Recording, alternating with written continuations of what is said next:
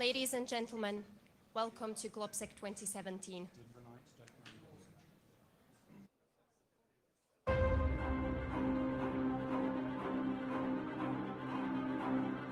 The year 2017. Adapting our institutions.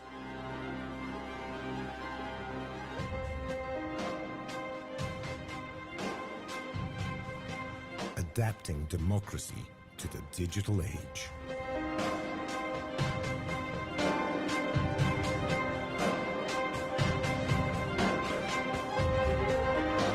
Adapting to the fourth industrial revolution.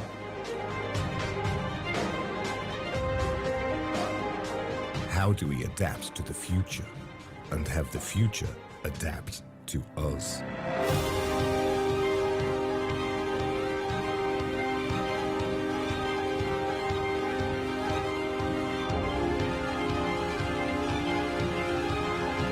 These are the core issues to be addressed here.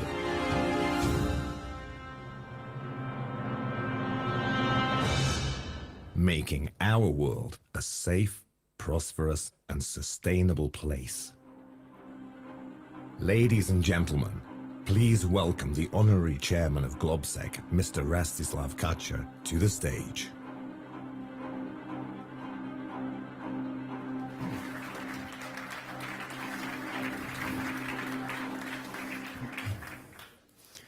Good afternoon, ladies and gentlemen. It's again me. You know, you got this as a punishment to compensate all of those young, nice faces of our team.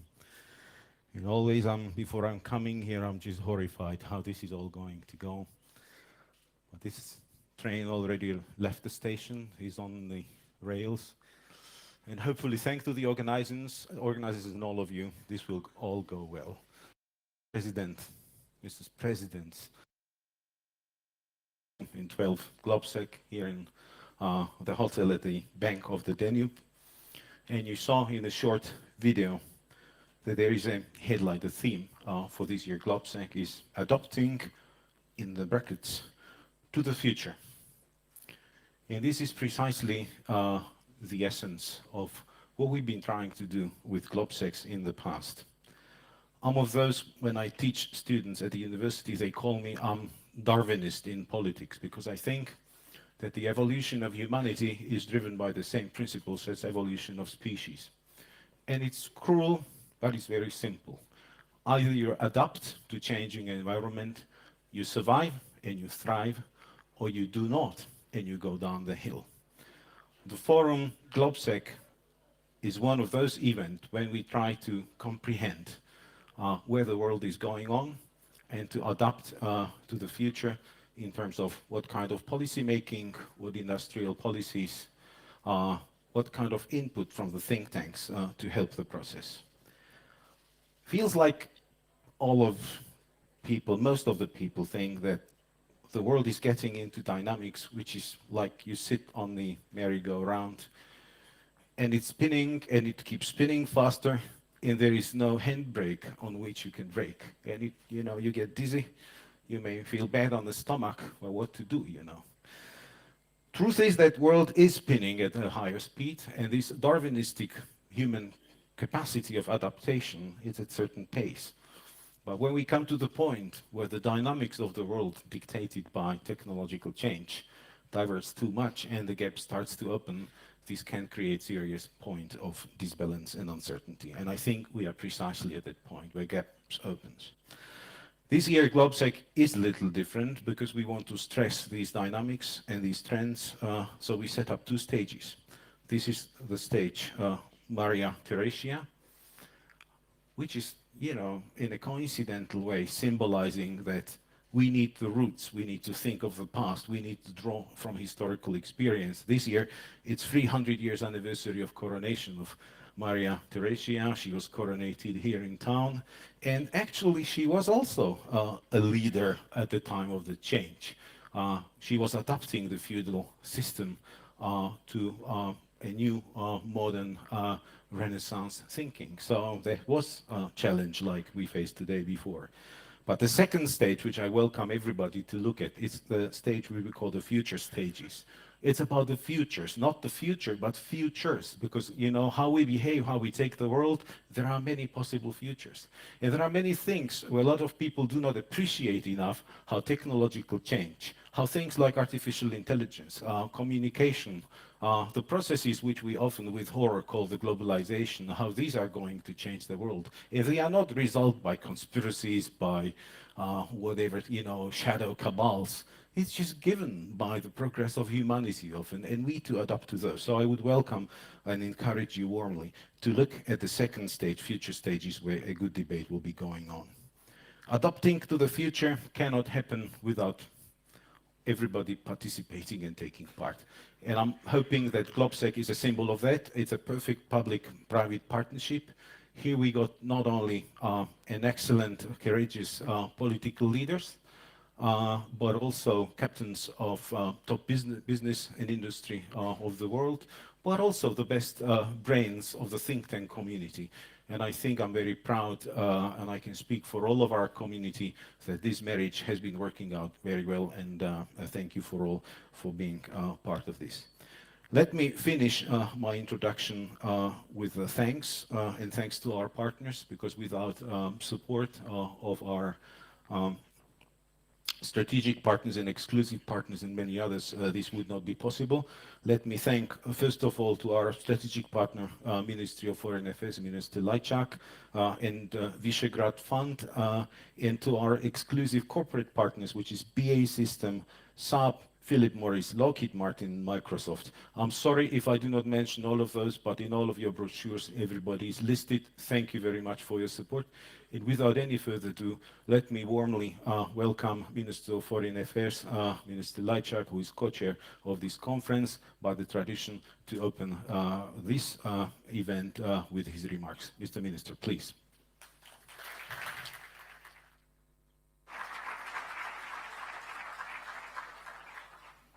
Thank you, Ambassador Kačer. Good afternoon, Excellencies, ladies and gentlemen, friends of GlobSec. Welcome to Bratislava, and thank you for coming here to take part in the 12th edition of GlobSec conference. I'm really pleased to see such an impressive lineup of speakers with excellent and deep knowledge of different aspects of foreign and security policy, and I'm looking forward to your presentations. And as we've heard, the organizers have prepared a very full program, and I'm glad that they've also added a new element to it, because indeed we know that the innovations, new technologies, information's age, and using and misusing these new technologies have become an inseparable part of security policy these days. Where we stand compared to a year ago.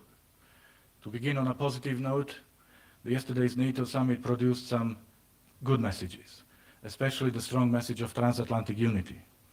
United States reconfirmed their commitment to Europe, and Europe made a strong pledge to increase its defense spending.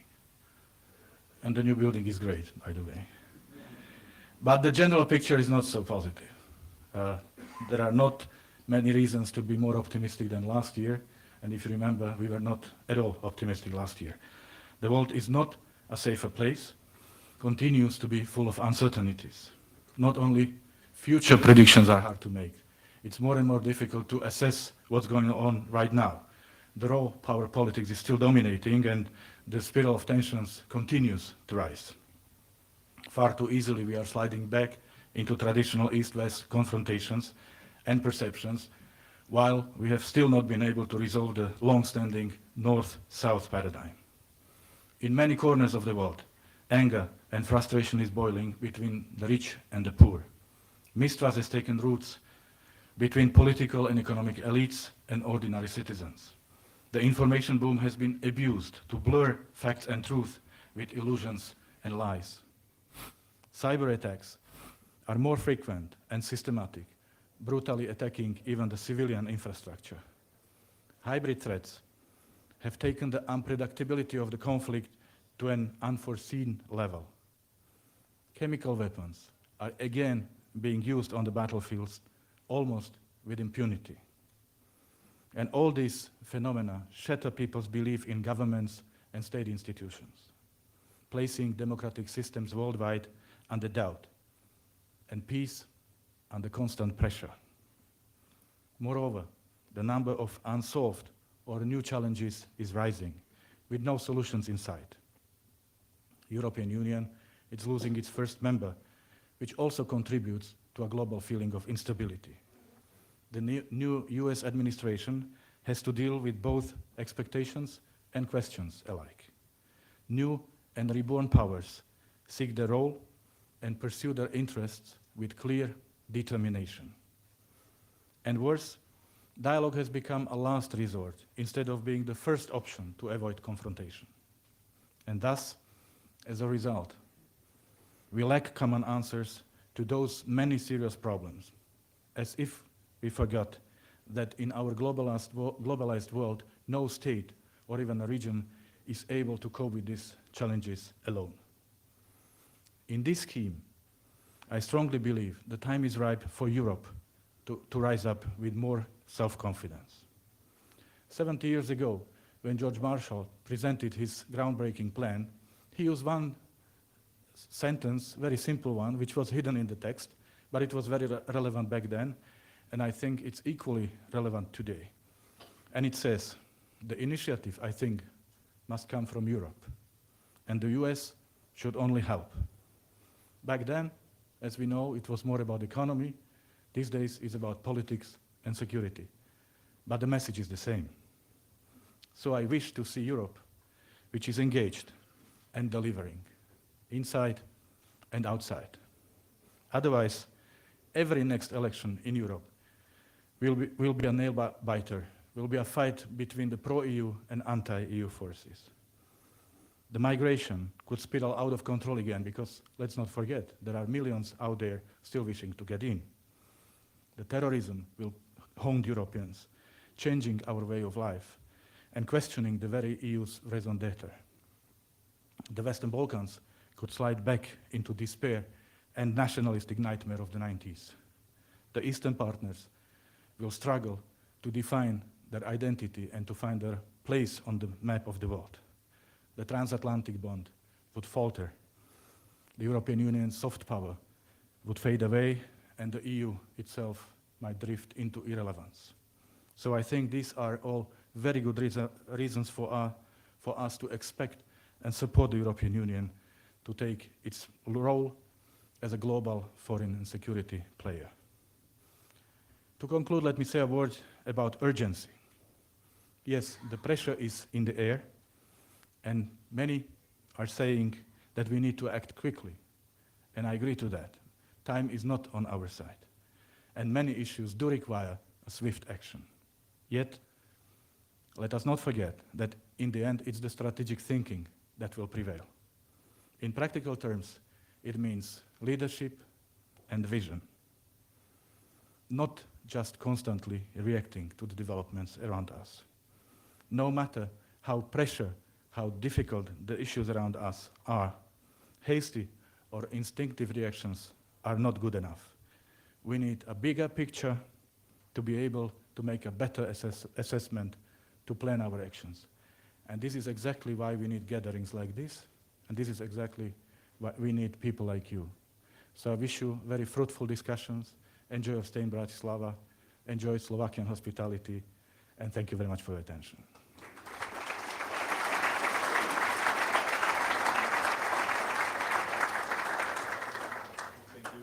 Thank you very much, Mr. Minister, for your opening remarks. And now let me warmly welcome at the stage President of the Slovak Republic, Mr. Andrej Kiska. Mr. President, please, the floor is yours. Welcome.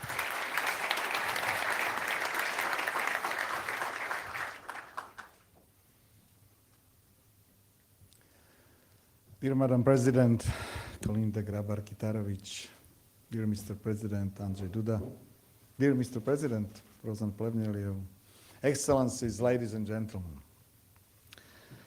It has been only a few hours since I came back from NATO summit in Brussels. This one was highly anticipated. Not surprisingly, it was the first summit of head of states and governments with the participation of the new US president. And let's be honest, in months since the US elections, many of us in this room were worried about what to expect. Fortunately, our transatlantic bond is as strong as ever. We stick together, we guard each other's back. The alliance remains the backbone of our security.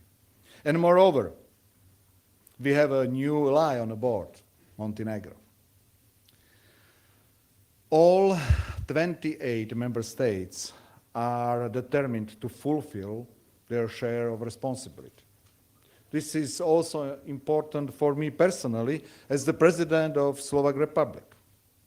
Some of you may know that I have been very vocal about the half-hearted attitude of our authorities towards our NATO commitments. So I was pleased to announce yesterday in Brussels that government approved Slovak contribution to securing our allies in the Baltics through so-called enhanced forward presence. Moreover, we will join up fighting terrorism efforts of the alliance by deploying Slovak troops to Iraq. It also reaffirmed the commitment of the Slovak government to allocate more resources to the defense budget.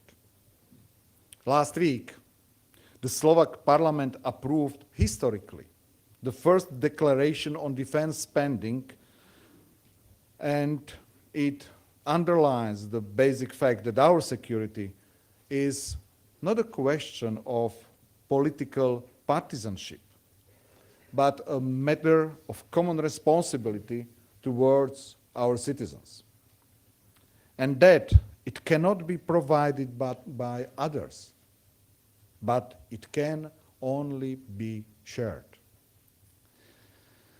Our people naturally want to live their lives without fear. Being in Slovakia, in Poland, in Bulgaria, in Croatia, in Estonia, in France. But whatever resources we spend on defense, it may never be enough. To feel secure, we need trust in collective will, leaving no room for doubts that we would ever think twice before coming to help each other. This should be a clear message of all leaders of our alliance to anyone who would like to test us. So on the surface, it seems that after turbulent months full of uncertainty about the future, we finally managed to deliver some good news. I am not going to dispute it, but as some of you may know, there has always been some but in my opening speeches here at GlobSec. This time will not be different. There are three things that worry me and I would like to address today. First, we struggle lately to maintain institutions of the West, be it NATO or the EU, as fellowship of truly democratic countries based on common values. Second, we allowed the enemies of the free world to get into our heads, to meddle too much in our own affairs. And third, we let our elections to be deformed into a survival game of our democratic destiny. So let me elaborate a bit more on the first point. I want to stress this. The West is not only a geographic concept. The modern West is a decades-old and value-based partnership, with NATO and the EU being the two institutions vital for our survival. That said, the European Union is not just another trade area, but the single most important project of peace and prosperity in the history of our continent. NATO is not purposely firepower pool that bunch of countries put together to defend themselves. Surely, we are the alliance of common interest. But more importantly, we are the alliance of common values. It is the core of what we are. It is unquestionable part of our security. Our values are our strongest survival weapon against any enemy. That's why we can act globally as the advocates of the human rights and the respect for dignity of every single human being. Our values are the unique reasons why we are the good guys. Whether it is freedom of speech, freedom of media, respect for NGOs, or fight for good governance. None of them can be betrayed. Without a genuine will to tender democratic principles in every single member state, our ability to act together could be compromised. Now, let me explain the second point. What I mean by talking about our enemies getting into our heads, especially holds true here in Europe.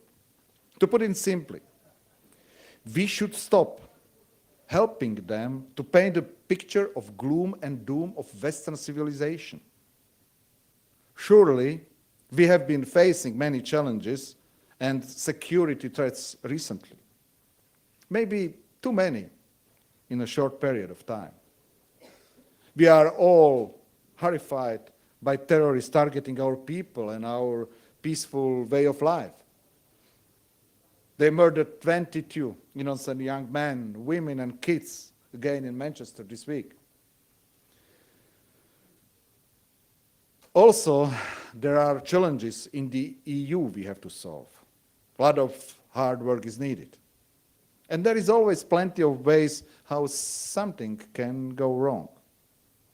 So my intention is not to downplay the difficulties of our situation or to underestimate the tasks we face individually and together.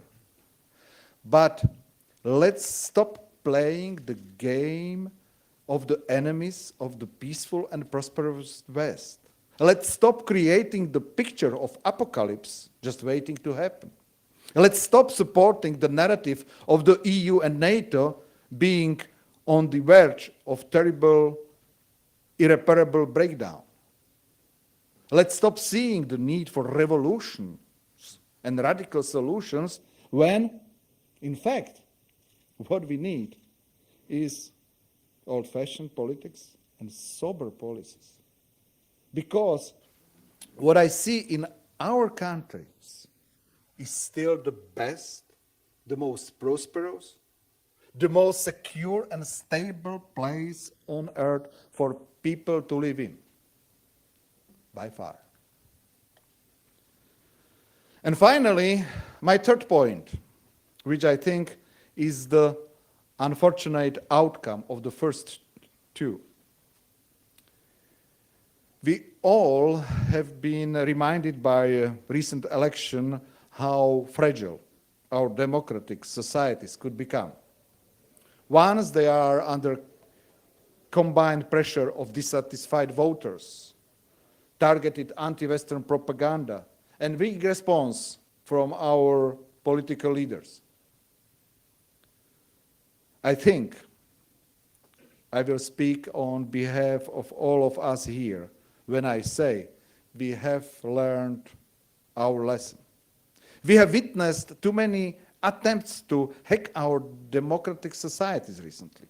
There is no need to play the Russian roulette about the end of NATO, the EU, or the whole Western civilization every time our people exercise their freedom to vote. We have seen enough Now, our tasks as political leaders is to make our election like boring again. Seriously, we should do our best to calm down election races to battle of ideas stemming from our democratic societies. Not battles for survival of our democratic world. The elections in Netherlands, in Austria, and most recently in France paved the way in the right direction. They demonstrated that we can rely on our public when we show determination to find solutions and political courage to defend our common principles and values. Ladies and gentlemen, Georgian President Margvelashvili, a good friend of mine, officially visited Slovakia recently. And you all know how difficult times this country and its people have had to go through. I asked him how they manage. And he answered, although complicated, the current situation is not a problem. The problem will be if we give up on our moral imperative and stop fighting for what is right. I agree. If we build the strength and resilience at home, we can be more confident when dealing with international crises. Grave breaches of international law in Georgia and Ukraine, atrocities committed on civilians in Aleppo and several other cities in Syria and Iraq are important reminders that our ability or inability to act decisively is crucial. We can't ever forget what defines us. Although we face many challenges and are busy with various problems, let our values and principles guide us. That is our single most important security policy, our unique adaptation toolkit. Thank you very much for your attention.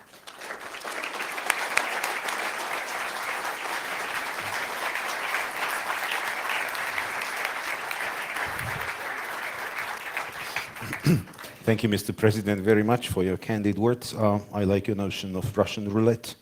If it's with one round, that can be a fun and thrill. If it's with 6, that is a suicide. I hope we do not end up there.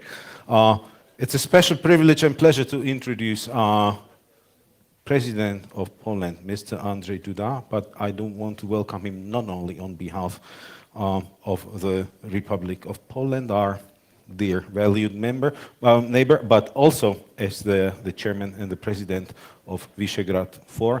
Mr. President, floor is yours. Just a little technical note. The speech of Mr. President will be in Polish. You will find on your seats interpretation. A, it's English, B, it's Slovak, B, it's Polish, and C, it's for Slovak. Mr. President, floor is yours. Warm welcome.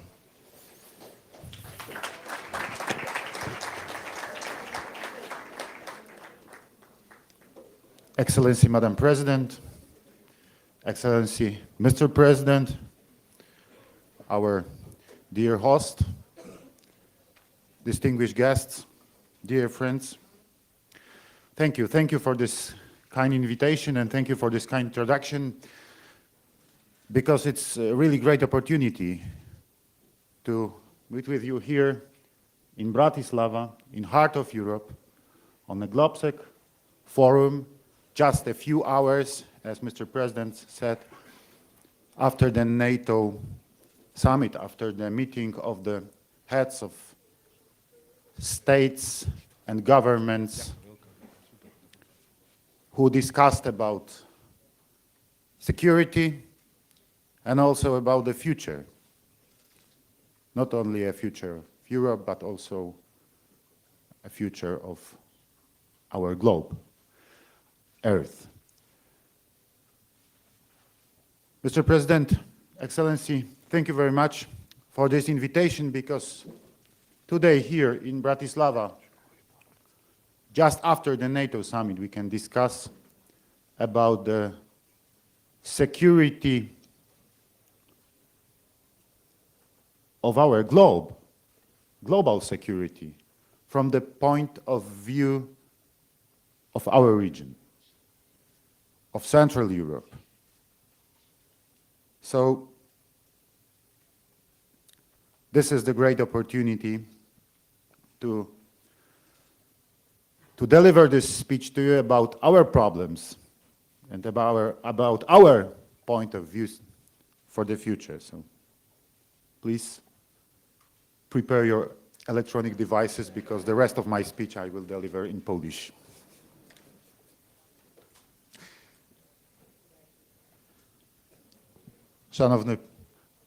Szanowny Panie Prezydencie, Szanowna Pani Prezydent, drodzy przyjaciele, wszyscy dostojni goście, Szanowni Państwo, jestem wdzięczny za zaproszenie i za tą możliwość wystąpienia podczas forum GlobSec 2017 tutaj w Bratysławie.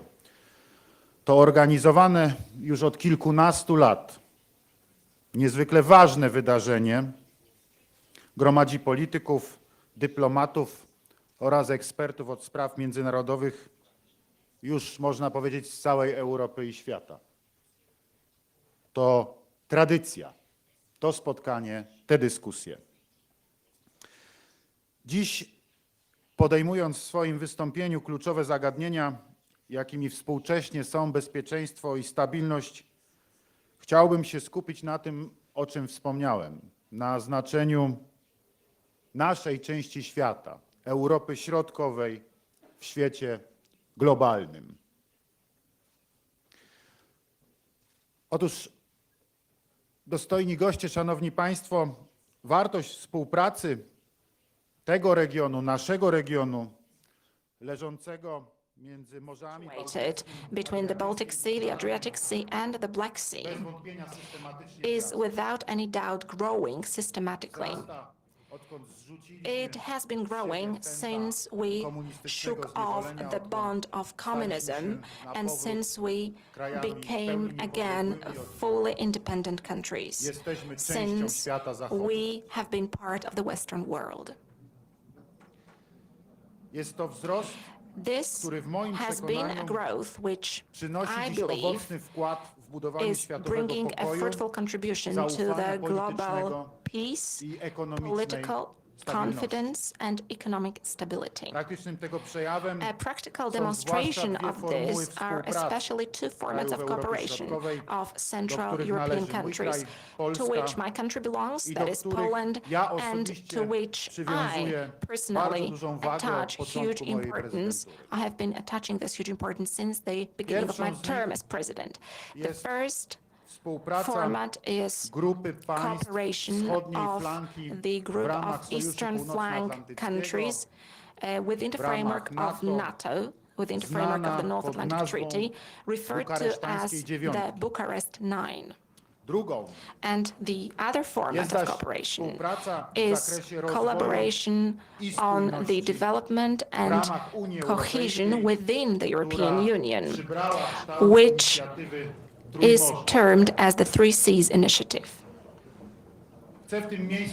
Now, let me use this opportunity and stress very strongly that Poland wants to be a unifying power and an active participant of both these formats of regional cooperation within two fundamental organizations of the Euro-Atlantic community, within the European Union and within the North Atlantic Alliance.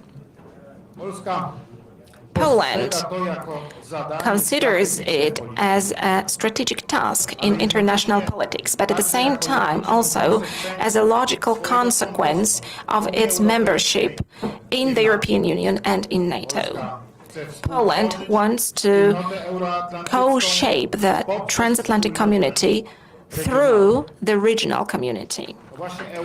It is precisely Central Europe which is the natural political environment for Poland. That is why we want, and we are striving for its security, cohesiveness, and economic and dynamic from the economic point of view. At the same time, Poland is committed to making sure that both NATO and the European Union remain a unity. Just like security is indivisible within NATO, in the same way the development of Europe is reasonable only if the European Union remains to be a whole. As I said during the security conference in Munich, if the West is supposed to be strong, it will be strong only by its unity. If it is supposed to fall, it will fall divided. Poland also wants to make sure that the Euro-Atlantic community, through the contribution of our region, also remains open to new states. This is crucially important task of Central Europe to be an advocate of the open door policy, both to the European Union and to NATO. It is in the interest of our part of Europe not to become a permanent border region, but to expand Euro-Atlantic bonds to the east and to the south. Therefore, we are advocates of extending stability. An important step on the path to turn our objectives into reality was last year's NATO summit in Warsaw.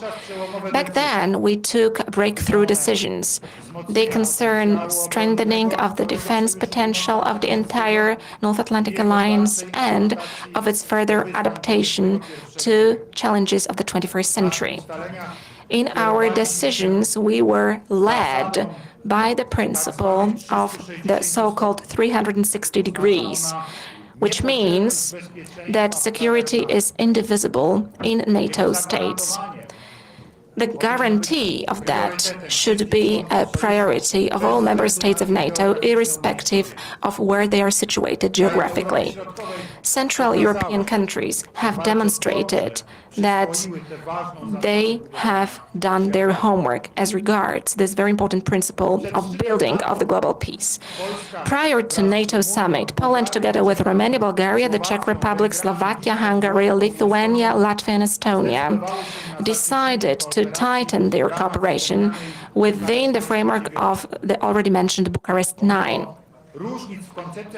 And despite differences in individual concepts of national security, we reached an agreement on a couple of fundamental issues referring to defense policy. Among them was our conviction of the indispensable strengthening of the eastern flank of NATO through deployment of battle groups of NATO member states in the Baltic Sea region as part of the so-called enhanced forward presence, and on the other hand, increasing the presence of NATO forces in southeastern Europe and the Black Sea region as part of the so-called tailored forward presence.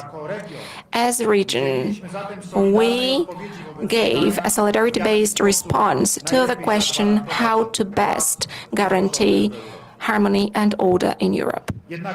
However, the aforementioned solidarity would have not come about without a feeling of responsibility on part of countries of Central Europe. As reliable members of NATO and the European Union, we take our share of responsibility for the European and global security. We want to improve the level of security through the expansion of non-aggressive deterrence and defense capabilities. Such a posture is presented by us through modernizing our own armed forces. We are decreasing our defense spending, we are modernizing the equipment of the armed forces, and we are developing our territorial defense forces. In such a way, Central Europe tries to maximize security guarantees, to optimize the military potential of its own armed forces and, which is obvious, to minimize threats. An important aspect of the message which is going out from Central Europe is stressing the importance of international law. its absolute respect is treated by us as a lodestar, which leads us in all our international activities. Therefore, we have consistently supported putting an end to aggression and for peaceful resolution of any conflicts. We are absolutely opposed to armed aggression.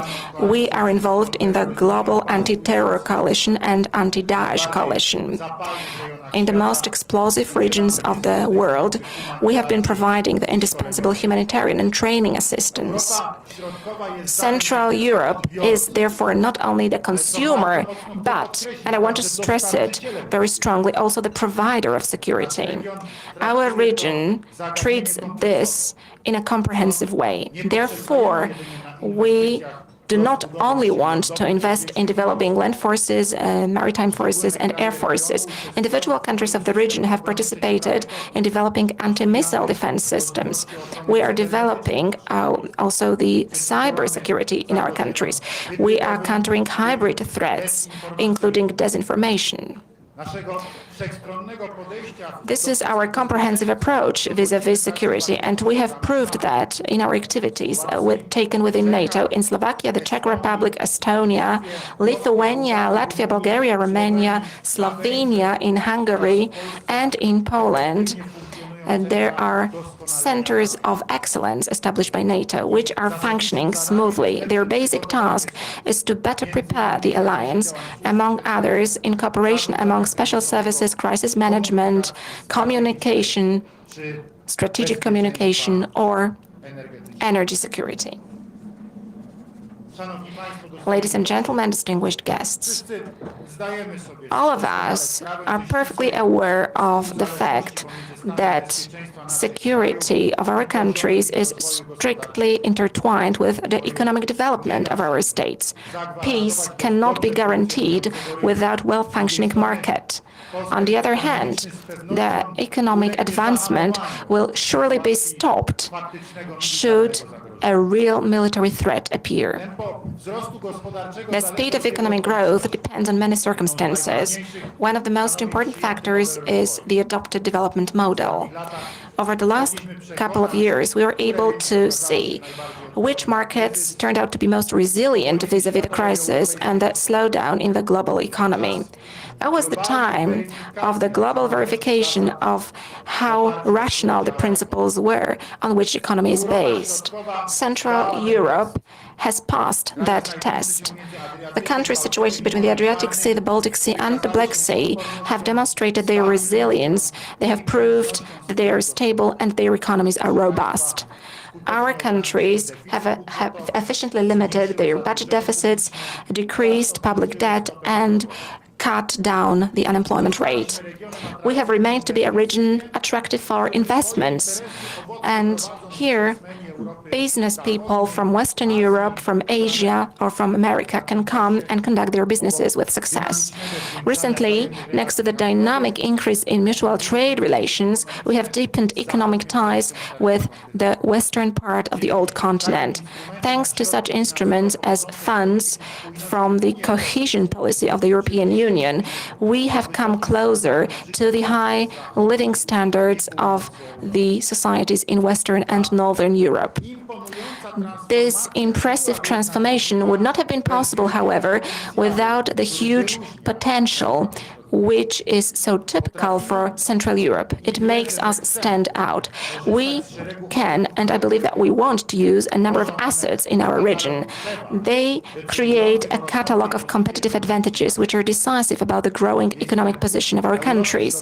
The place of Central Europe on the economic map of the world results from its characteristic features, geographical closeness and cultural closeness of the countries of Central Europe. Big discipline of public finances and diligence, as well as high professional qualifications of our societies. Modernization of our economic systems is, however, still an open process. Remembering, among others, those features, I have decided to turn the 3 Cs initiative, one of the priorities of my presidency. Now, let me use this opportunity and stress very strongly, not so much the political as infrastructure and economic character of this initiative, which right from the start I have been conducting together with Madam President of Croatia, Kolinda Grabar-Kitarovic, who is present in this room with us today. Ladies and gentlemen, we have set up this 3Cs initiative thinking about an informal platform of cooperation between Poland, Croatia, Lithuania, Latvia, Estonia, the Czech Republic, Slovakia, Slovenia, Hungary, Romania, Bulgaria, and Austria. Our priority is to build infrastructure cohesiveness and economic cohesiveness along the north-south axis. This will multiply the positive effects of our membership of the European Union by way of complementing of the already advanced relations between the East and the West. By doing so, we want to be not only beneficiaries, but first and foremost, we want to be co-authors of the European unity. The unity which is expressed through a dense network of roads, rails, flight connections, and energy connections. The success of the 3Cs initiatives is a guarantee of smooth functioning of the common European market and increasing in the credibility of our region, not only vis-à-vis European partners, but also vis-à-vis the global partners. All these issues will be discussed by us during the upcoming second 3Cs summit, which will be organized in Wrocław in July this year. We want the 3Cs initiative to bring effects such as increased innovation of our economies and societies. The implementation of tasks which are so ambitious requires us to continue our cooperation among the 3C states. This initiative is addressed to a broad group of recipients, businesses, experts, local governments, and state-owned companies. This openness for different milieus, for different groups, and let me stress this very strongly, is the DNA code of this initiative. Distinguished guests, ladies and gentlemen, I can see a certain important similarity between our discussions today concerning security here in Bratislava and the discussions which will take place in July in Poland. During the latter meeting, we will discuss about economic development.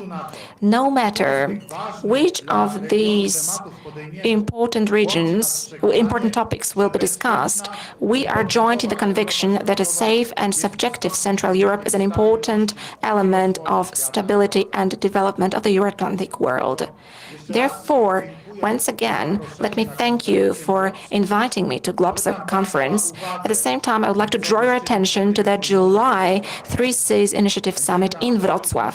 There we will be able to follow up on the discussions which we started today on the dynamic community of Central Europe, which is the community of aspirations and ambitions alike. Thank you very much for your attention.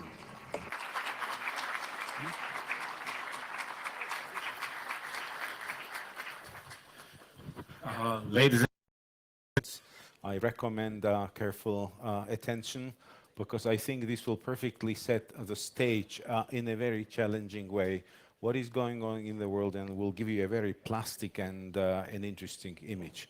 So Nick, please let me welcome your panel, and we will wait for a couple of seconds until presidents leave the room, but I think speakers can already take their seats. And there will be a couple of free seats for those who stayed outside and cannot get place. As we got vacancies in front, please refill the room.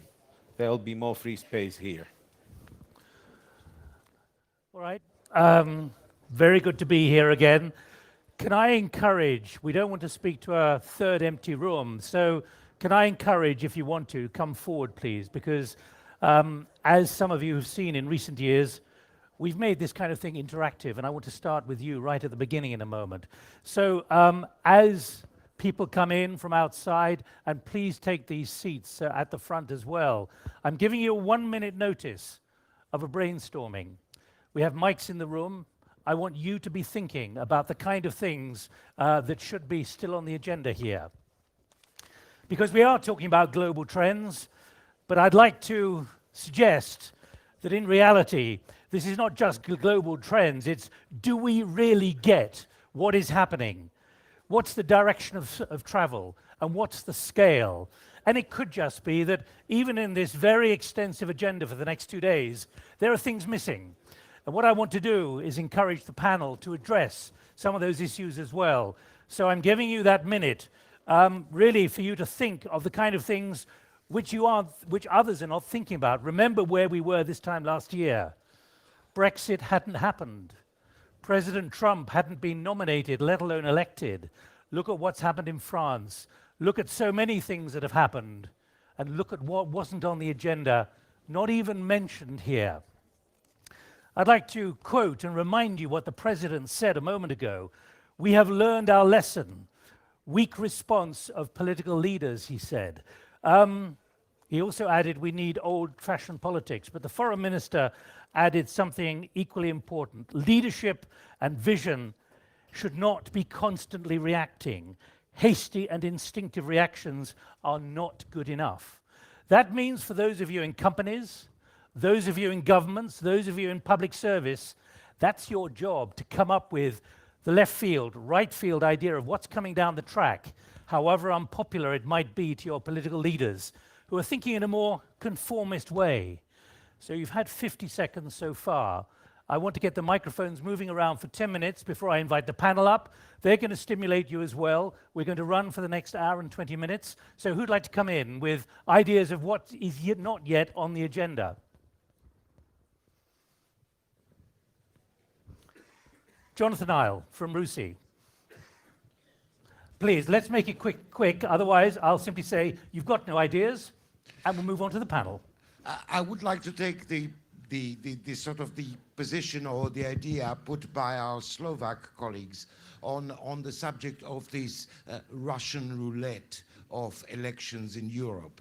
The very narrow escape that we seem to register every time we have an election in Europe without actually killing off the hydra of the fundamental problem, backlash against globalization, a fear of a younger population about the future employment opportunities, a feeling that our institutions are not working. So we have not dealt with a populist problem when we continually engage in the Russian roulette. That's a very big challenge, and there are already issues here, Jonathan. Thank you very much. Parag Khanna, who's technically still a millennial, he'll be talking as a millennial in a moment. Anyone else, please? Yes, over there.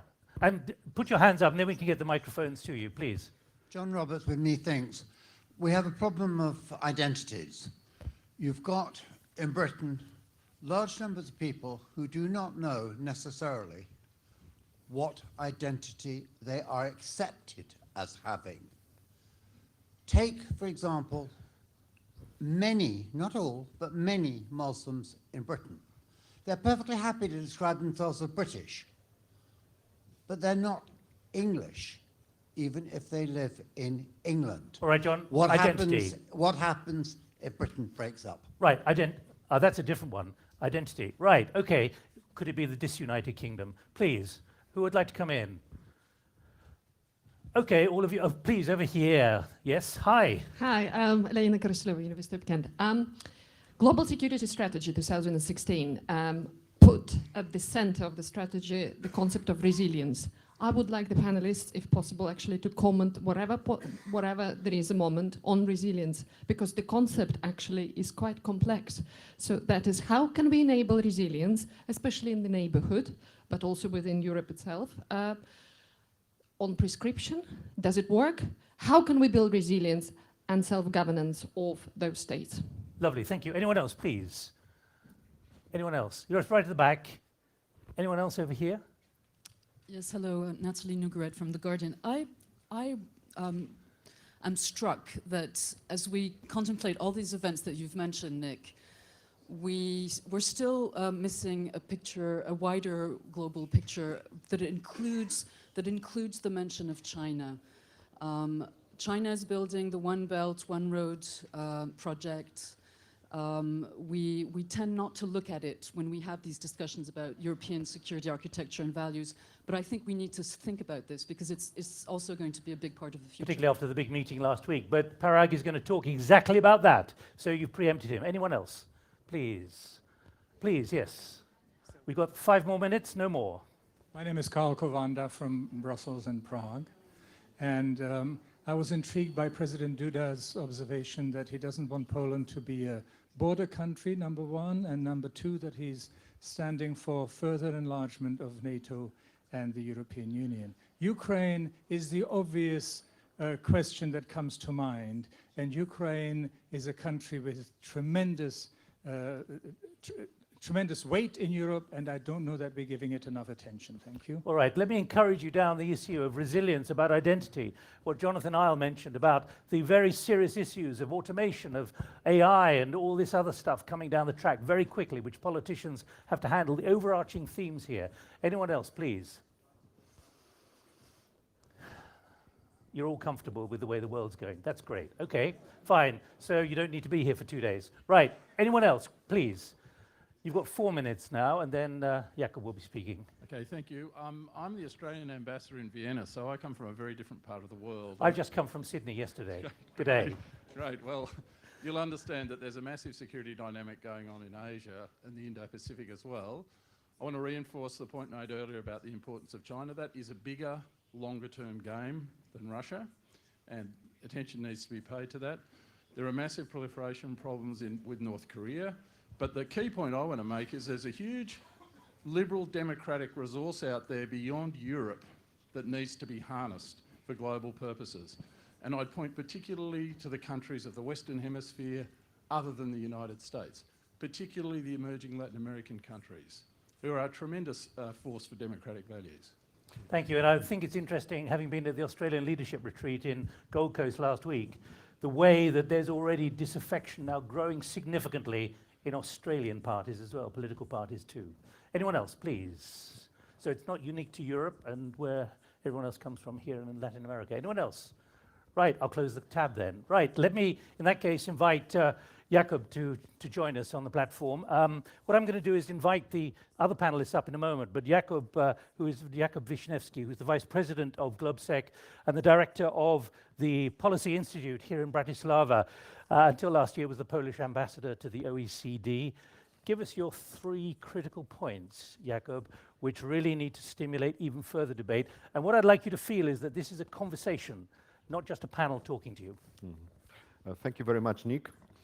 It's sunshine outside, but this room is just gonna be about more darker.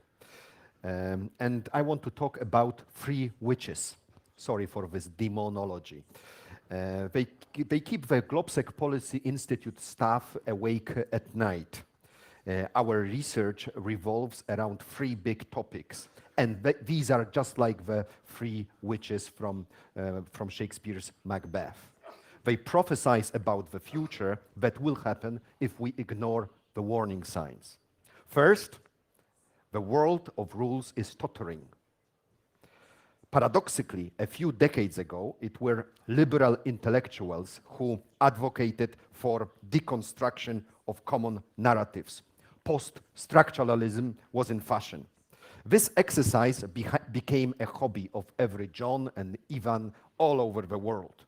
We learned to deconstruct. Do we know how to reconstruct something new and workable? The unipolar moment of the US-led world development is definitely over. The EU is being laughed at in many corners of Europe and the world. While we are waiting to create new meanings to fill the void, others step up.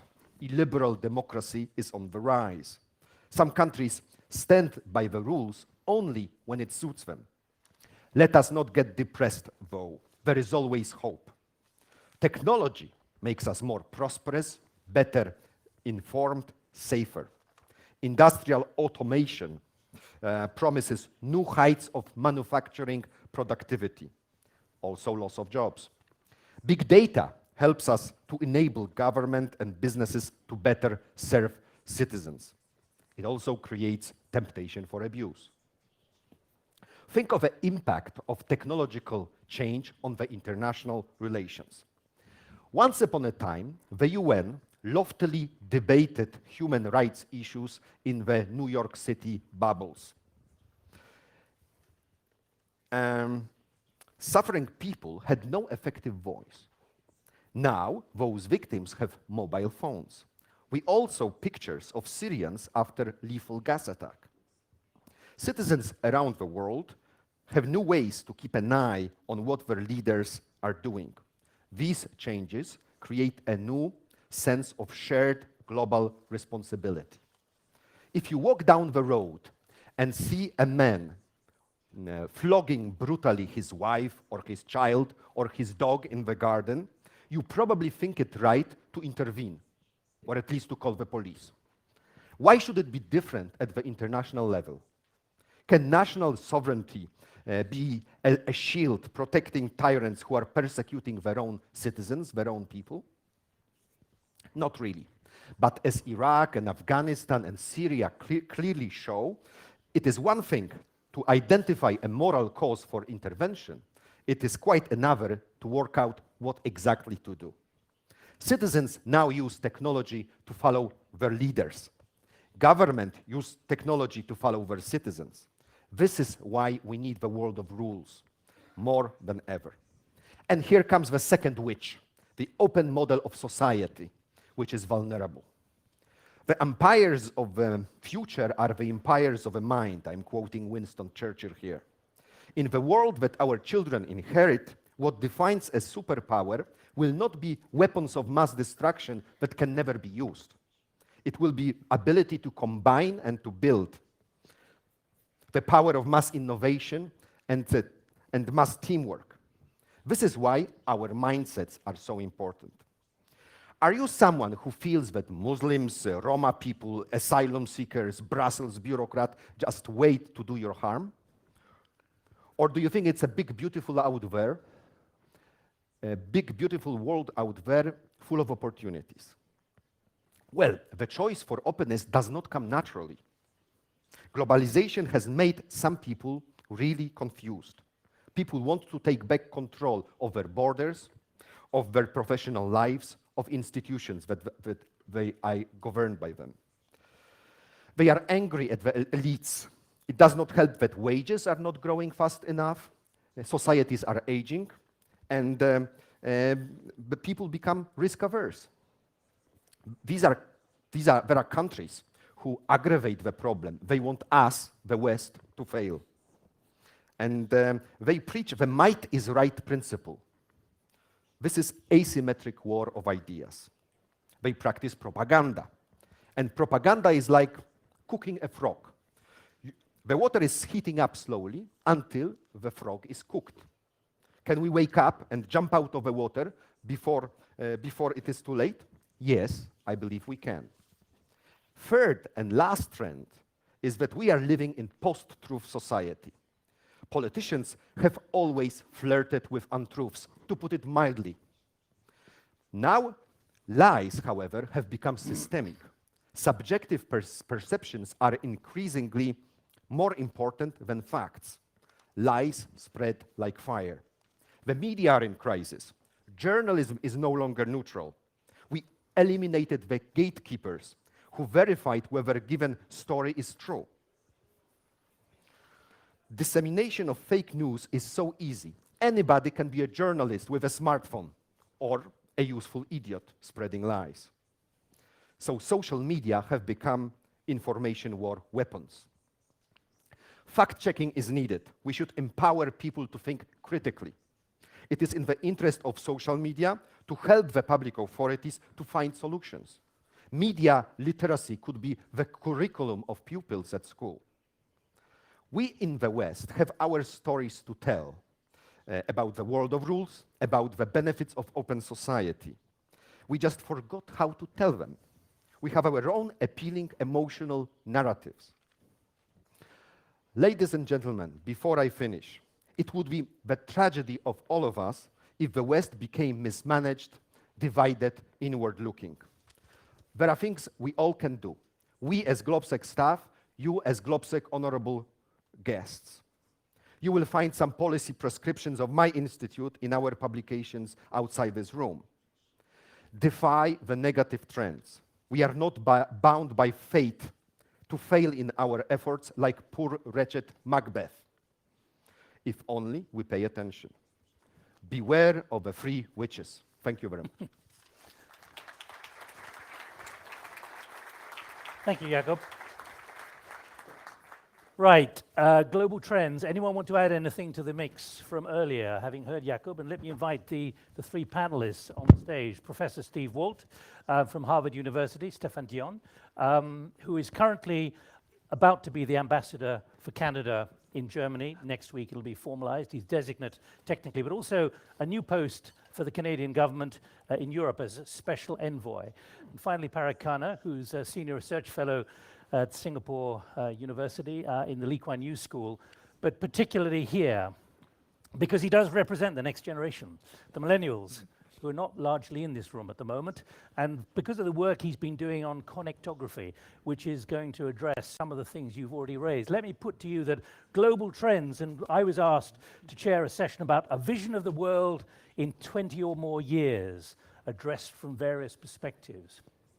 I said, 20 years, you'll be lucky if it's 20 months, maybe 20 weeks, maybe 20 days, maybe just 20 minutes. After all, it's easier in a session like this to say the world in 2020 or 2035. I should tell you that's only 7 hours away if you look at your watch. I'm not being facetious here. This world is moving incredibly quickly. So Stephen is going to talk about geopolitics in a moment, particularly because of what he says is that there are many certainties in the world. Stefan is going to put the geopolitical context on it as well. And first of all, though, I'd like to ask Parag, who, picking up on what Natalie said, you heard, yes. Parag, you've come here from Singapore via Bangkok to talk about exactly that, about the impact of this on our assumptions of global trends. So the deal is that Parag's going to have a few minutes for remarks. Everyone's going to have a few minutes for remarks, but I'd like you to come back very quickly after each person has spoken in case you want to clarify, add, or move the discussion in a slightly different direction. I should also say, Facebook Live, we welcome you. You're watching us, and we're feeding into you. So this discussion is not just about here in this room. It's about vast numbers out there, not just those watching, having coffee next door. Parag, the floor is yours. Thank you, Nick. You should have told me about the Facebook Live earlier. I would have had my phone out. But anyway, I'm delighted to be here. Thank you, Nick, and thank you for starting us off from a global perspective and identifying this time horizon, perhaps just the next few years, because I think in the spirit of what Steve also said earlier, there are certain uncertainties that we should be taking taking into account for the rest of the conversations. If we can start, I have a couple of images that I want to share just to kick off the conversation that aren't going to go into some of the issues that you raised yet around populism and uncertainty, but I think, again, should inform the conversation. So the first image, if we can get the first slide up here. This shows you today. Today already, China is the #1 trade partner of more than twice as many countries in the world as the United States is. That's today. And so when you ask yourself, when you look at how much time our media has spent focused on the Transatlantic Trade and Investment Partnership, the TPP agreement, neither of which, unfortunately, is moving forward, thanks both to European leaders and the US in the former case, and certainly the Trump administration in the latter case, though, of course, Barack Obama himself had sort of been forced to diminish his support for the TPP. You should not be surprised to know that this is not only an image for today, but it's probably only going to deepen and expand in terms of the number of red lines on the map in the years ahead, because Western countries are not as aggressively pushing for free trade agreements or trade liberalization the way Asian countries are. And in the absence of TPP, what you'll see is that on the right side of the screen, if you will, some of the even more Asian countries are going to be even more wedded closely towards China. Now, that's not just a map of trade in a way, because historically, in historical patterns of geopolitical change, trade relationships become investment relationships become strategic relationships. So again, looking at this, why should it surprise anyone to know how much more active China's Navy wants to be, for example, in the Indian Ocean, or the fact that it's opened up a base of some kind in countries like Djibouti. That will only continue to expand as those red lines become more fixed. And a China slowdown, an ever so slight or even a significant slowdown in the Chinese economy, doesn't change the fact that it is really the largest trade partner for now 2/3 of all the countries in the world. If we can quickly look at the second slide as well, and that will help us to isolate the geography of the eastern 2/3 of Eurasia. Why is this map interesting? Well, what you don't see on it is a very important statistic. Most of the world's population, more like 60% of the world's population lives on this two-dimensional image, right? And I've almost purposely crafted it to cut off at the Black Sea. So we're not, where we are sitting is not yet on this map, but 2/3 of the world's population almost lies just east of us here, stretching all the way to the Pacific Ocean. Now, Nick referenced earlier the Belt and Road Initiative, the One Belt, One Road Summit that took place last week in Beijing.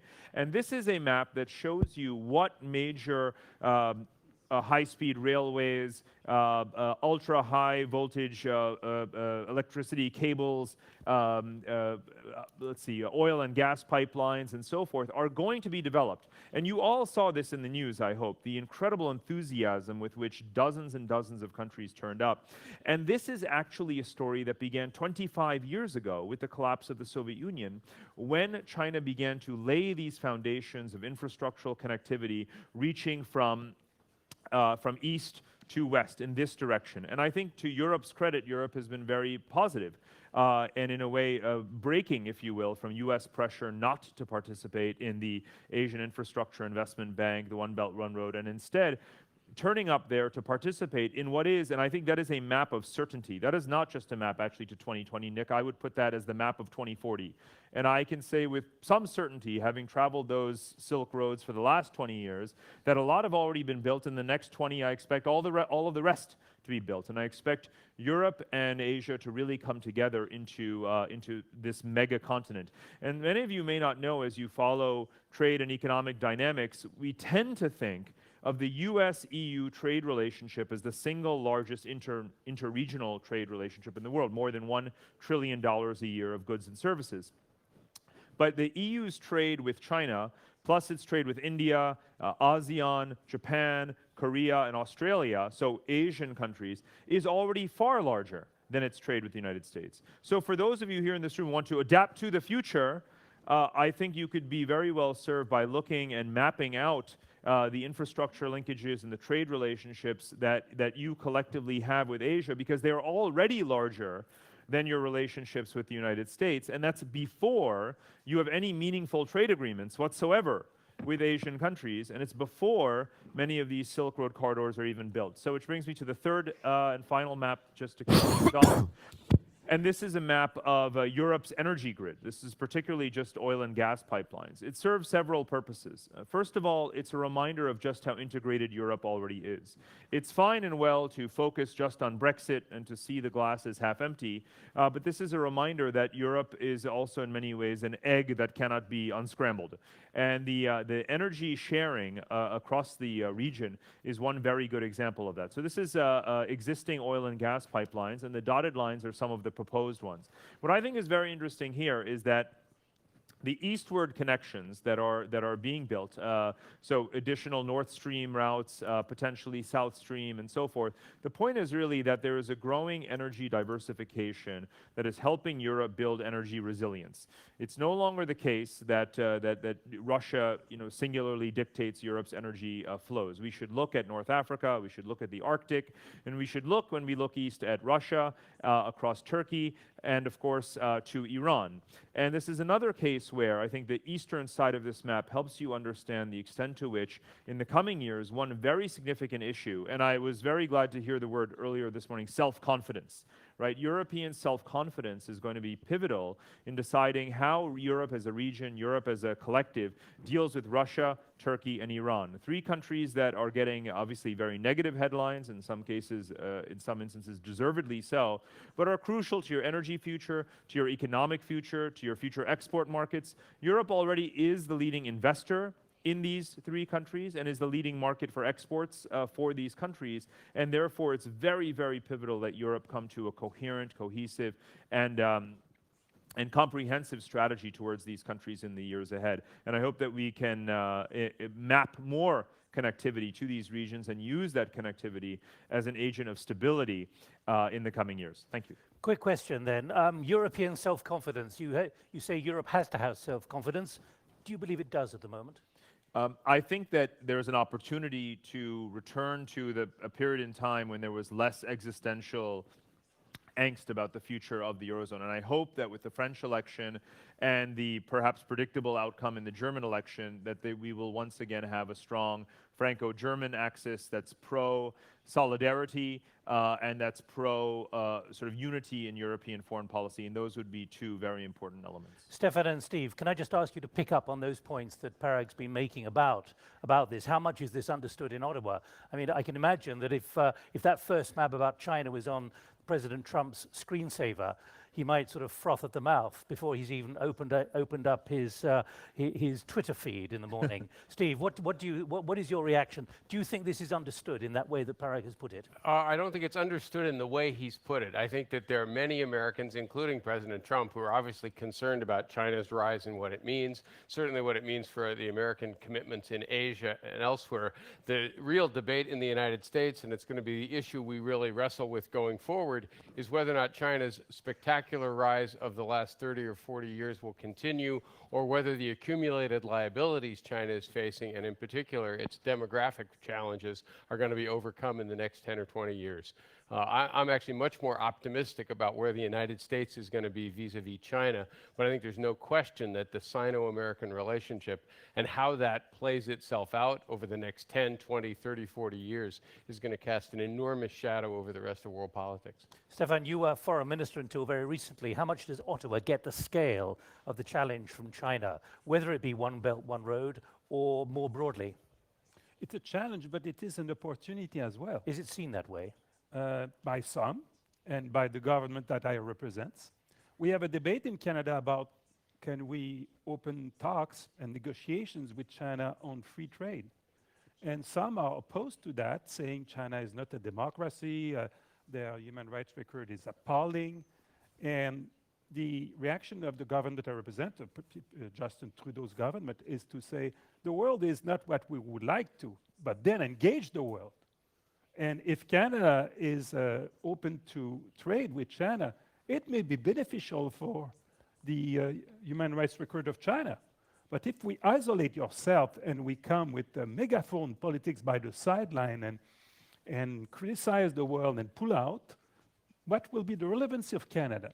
It will not be good for our economy, but even for our ability to influence the world, it would be negative. Jakob, do you think China, and I'm being provocative here, could be classed as a fourth witch, judging by what you said earlier? No, I would not treat it like that. I think it's an opportunity for the world. We are all richer because of China, because Chinese input to the world. The problem is that the international institutions after the Second World War were created, and there was no space, there is no space for them, sufficient space for China. I'm talking about, say, IMF, World Bank.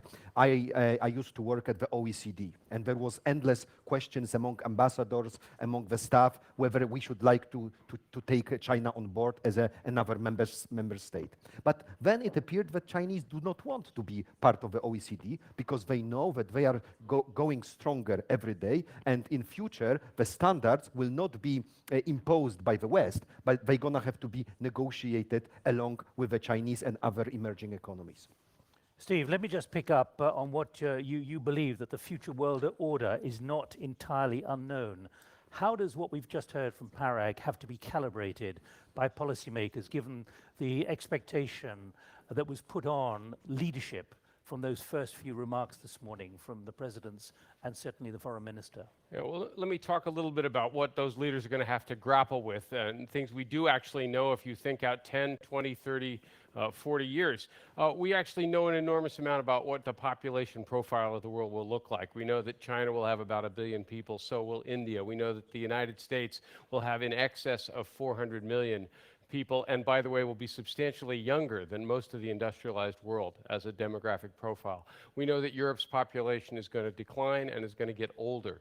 We know that the population of Russia is going to decline even more dramatically and get much older. We know that Japan is going to decline even more dramatically and get much older. And we know that countries like Uganda, Ethiopia, and Nigeria, their populations will double by 2050. Think about that for a minute as you sit here in Europe.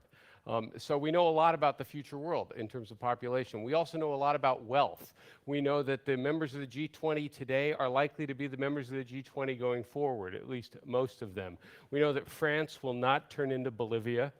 We know that Burundi will not turn into Singapore in the next 30 to 50 years, that the countries that are wealthy and powerful today are going to be the countries that are wealthy and powerful going forward. How they manage their problems remains to be seen, but what does that mean if you trace all of these trends out? Asia's relative importance will continue to go up. I'm sorry to say, as I sit here, Europe's relative importance is going to decline. That doesn't mean Europe is declining as an absolute sense, but as a relative share of wealth and power, it's going to decline. The United States, I'm still relatively optimistic if we don't inflict too many wounds upon ourselves, and we're capable of doing that, as we have seen. But I'm relatively optimistic because all of the advantages the United States has traditionally had in terms of geography, natural resources, innovative population, etc., will continue. There are some things we don't know. We don't know what the future alliance structure around the world is going to be because alliances are malleable. NATO, I think, today is more fragile than it was 20 or 30 years ago. The American alliance system in Asia, I believe, will be maintained, but is going to require some deft diplomatic maneuvering in the years ahead, and it's more fragile than perhaps would be ideal. Second, we don't know what the future ideological environment looks like. 30 or 40 years ago, millions of people believed in Marxism, Leninism. Hardly anybody does anymore, except in a few isolated university towns. But and extremist ideologies such as the things that have inspired ISIS were completely marginal 30 or 40 years ago. I think if you look forward, how ideologies, norms around the world evolve, much harder to forecast that. And my third, very difficult to forecast unknown is what the nature of the scientific and technological environment is going to be. We are, in fact, terrible at forecasting what the technological frontier is really going to be like because we're very bad at anticipating how different technologies will be combined in various ways. And all we have to do is think about the last 40, 50, 100 years of all the things that people got wrong about what was going to be technologically possible. Which means leaders in 2030, 2040, 2050 are going to be wrestling with scientific and technological possibilities in biology, in artificial intelligence, etc., that haven't even been conceived of. And that's what political institutions are going to have to deal with. If I add all this together, I would basically characterize the period we're moving into as the third phase of the post-World War II order. First phase was the bipolar Cold War. The second phase was the brief period of American unipolar dominance. And the third era, I think, is going to be a sort of multipolar but very lopsided, uneven world where China and the United States are the two most powerful countries, not in that order. I'd put the United States ahead. And the other major powers will be distinctly less. I want to end on just one final provocative generational note. As we think about all the things that happened in 2016, we think about that in demographic and generational terms. Consider that if people older than I am, I'm 61, if people older than I am were denied the right to vote in the major democracies, there would have been no Brexit, there would be no President Trump. Marine Le Pen would have lost by an even larger margin. Right, et cetera, et cetera, et cetera. In other words, many of the disturbing trends you can point to in our politics over the last year or two are in part because old people continue to vote. And if you want to be an optimist, those younger people are not likely to change their political views all that much. So democratic politics may in fact be improving once people like me get out of the way. Thank you. Steve, do you want me to shift this discussion to ban the vote for old people? No. That was not a proposal, that was an empirical observation. I think you've just made a headline. Jonathan, I'm not going to suggest which generation you're from. Jonathan Isle from Russi. Natalie, do you want to come in on China? What you heard from Parag. Would you just like to pick up these points at all? Yeah, the microphone there, please, Jonathan. Well, just to answer your challenge, Stephen, the sad thing about young people is they also tend to get old. The people who voted for Brexit now are the people who voted to stay in the European Union when Britain voted in 1975. That's the sad thing about young people. Now, to a more direct question on China, if I may, on the subject of Stefan's point, it's a false dichotomy that you are putting. Nobody is arguing about isolating China or ignoring China. The question is what kind of an engagement with China. We allow the Chinese to simply scoop up all the high technology firms in Europe, which is what they're doing now under the win-win definition, which usually means that China wins twice. So that is the first point. And the second point to Stefan, you said Marxism is dead, but would this alliance of autocracies, this view of China as a successful autocratic system that generates goods, would that poison the liberal order that we have? Right, Stephen, Stefan and Jakub, just stack up one moment. Natalie, particularly just on China, while we've had what Parag has said, please. Yes, thanks. Those were very, very interesting maps. My question, I suppose, is how do we take that in and defend some of the things that were said earlier today, which is that the global order and the institutions that we care about are based on values. So how do we embrace China's rise, if you want to look at it in a very positive way, which was, I think, the tone of your talk, while keeping in mind that we are values-based democracies. And I think that's going to be a key issue.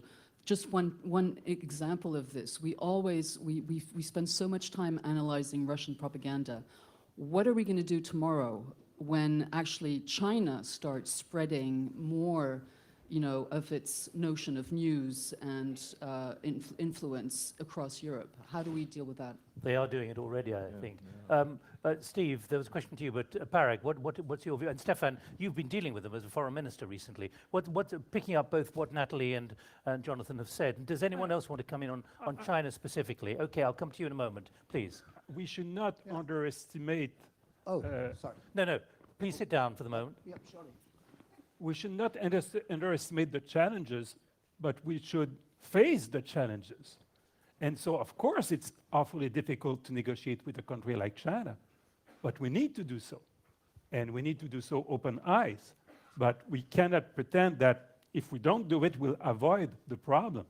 If we go with, as I said, megaphone politics to the sideline and to criticize China and to pull out, in which way will improve the situation in China. So no, I think we need to face the world, and I'm convinced that then our democratic tools will be assets for us if we use them wisely, facing the autocratic world. Have you raised those points that Natalie raised about values, particularly in your bilateral discussions with China? And what's it like when you do? I think our values are key. And one of them is the sense of responsibility. That means what are the consequences of what we are doing for others and for ourselves? Because if we have abstract conception of our values, saying since they are not a democracy, they don't have the rule of law, we'll not deal with them, we'll ignore them, we'll bash them, then what are the consequences of this behavior? In which way it will improve the world? We know that the world has been improved, but the world is far to be perfect. Steve. So then engage the world, strong of your values and your convictions. We're not going to stay on China indefinitely, but there are important points here about global trends. No, Steve. Exactly, and I would say we shouldn't overestimate the degree to which the Chinese model, such as it is attractive to others. Right, I will be far more concerned when I discover European and American billionaires buying condominiums in Shanghai because they want a safe place to go to if everything falls apart in the West, as opposed to what's happening now, where Russian oligarchs buy real estate in London and where Chinese millionaires want to get visas and property in the United States so that they have someplace to go. It suggests that there is something about the Western model that they find attractive, whether it's stable property rights, rule of law, places to educate their children, and air you can breathe. All of those things are relatively appealing, so I don't think we want to be selling ourselves too short too soon. Parag, let me just pick up on some of these critical issues, particularly what values, what Jonathan was saying, but also the other point about the robotization, the automation that's coming in, the artificial intelligence, the algorithms, which in the end, as we've seen with Foxconn and other companies in China, are already destroying jobs. What does that mean for the stability of China? Let's start with the question about sort of world order, because it's not really first and foremost a values-based question. It's about the distribution of power. And Steve is right. The relative power of Europe and even the United States to some extent is declining. We're moving into a multipolar world, but it's not a multipolar world in the sense that we know from European history. It's a global multipolar situation where you have superpowers, great powers on every continent at the same time that are freely developing various kinds of relationships with each other, some based on values, such as trans-Pacific security arrangements that the United States has with Japan and with South Korea. In other cases, just based purely on complementarities, on supply and demand. So the fact that Europe has already such deepening relations across Eurasia with China and other Asian countries doesn't mean that you are suddenly importing Chinese values. The fact is that right here, this country, Slovakia and also Hungary, have built into their economic plans to be passageways, hubs, junctions for Chinese-built railways coming to Europe, and even from railways coming up from the Piraeus port of Greece up through here through Central Europe. So already European countries are reorienting their economic thinking around the growing trade and relationships with Asia. That doesn't mean that suddenly you are becoming Asian in terms of values. One can transpire without the other, and that opportunism, that commercial opportunism that European countries are pursuing is of course very important for your economic growth. Country like Germany, for example, is getting attacked by the United States Treasury for having large trade surpluses, but meanwhile, from their point of view, they're finding ready markets for their exports in the Middle East, in Asia, and they're aggressively looking outward. And so clearly that's one reason why the German economy is so strong, and others in Europe want to be like that as well. Now, what Asia is doing when you refer to these job-displacing technologies is trying to move away from being primarily commodities or manufacturing-driven, particularly the manufacturing that has been the cause of the East Asian economic miracle. Of course, jobs in emerging markets, in those labor-intensive areas that have been the drivers of economic growth and prosperity, those jobs are going to disappear a lot faster than anyone thought they would. And as they do, that's going to put pressure on Asian countries to focus much more on services and on consumption, and that means they're going to have to obviously liberalize their economies more. They're going to have to privatize. What about the social pressure on governments? There is a lot of pressure on governments, but remember that these are countries with very large populations like China, but they also have very high savings rates, right? And they have very large, they don't necessarily have, even if they don't have current account surpluses, they have very large savings, they have large currency reserves, and they are in the position to invest ever more capital. That's what they have been doing. Let's remember that when it comes to China, every time you turn on a Western television station like CNBC or Bloomberg, you're going to have 10 people, one after the other, say that China has been over-investing and needs to stop investing. There are all these ghost cities and it needs to start just consuming, consuming, consuming. The truth is that China does both. Right? It invests a lot and it consumes a lot. And that investment has been absolutely critical as a driver of new areas of the economy, like e-commerce. The reason Alibaba is a multi-hundred-billion-dollar company today is because of all the infrastructure investment. So they are finding ways to continue to create jobs, even as jobs are getting lost through automation. Right. What I'm doing is layering this discussion, and Stefan is going to give us some remarks in a moment to take forward some of the discussion points. But picking up on what all of them have said, let me just recognize two others, please. I can only just see you. Can we have some lights on here, Kevin? Thank you. Hi, I'm Matt Rhodes from the George C. Marshall Center. One of the usual suspect issues for future security panels that hasn't been mentioned much is climate change. I'd be interested if the panelists imagine that affecting geopolitics and geoeconomics. Right, let's just pause that. Ambassador, do you want to come in on China?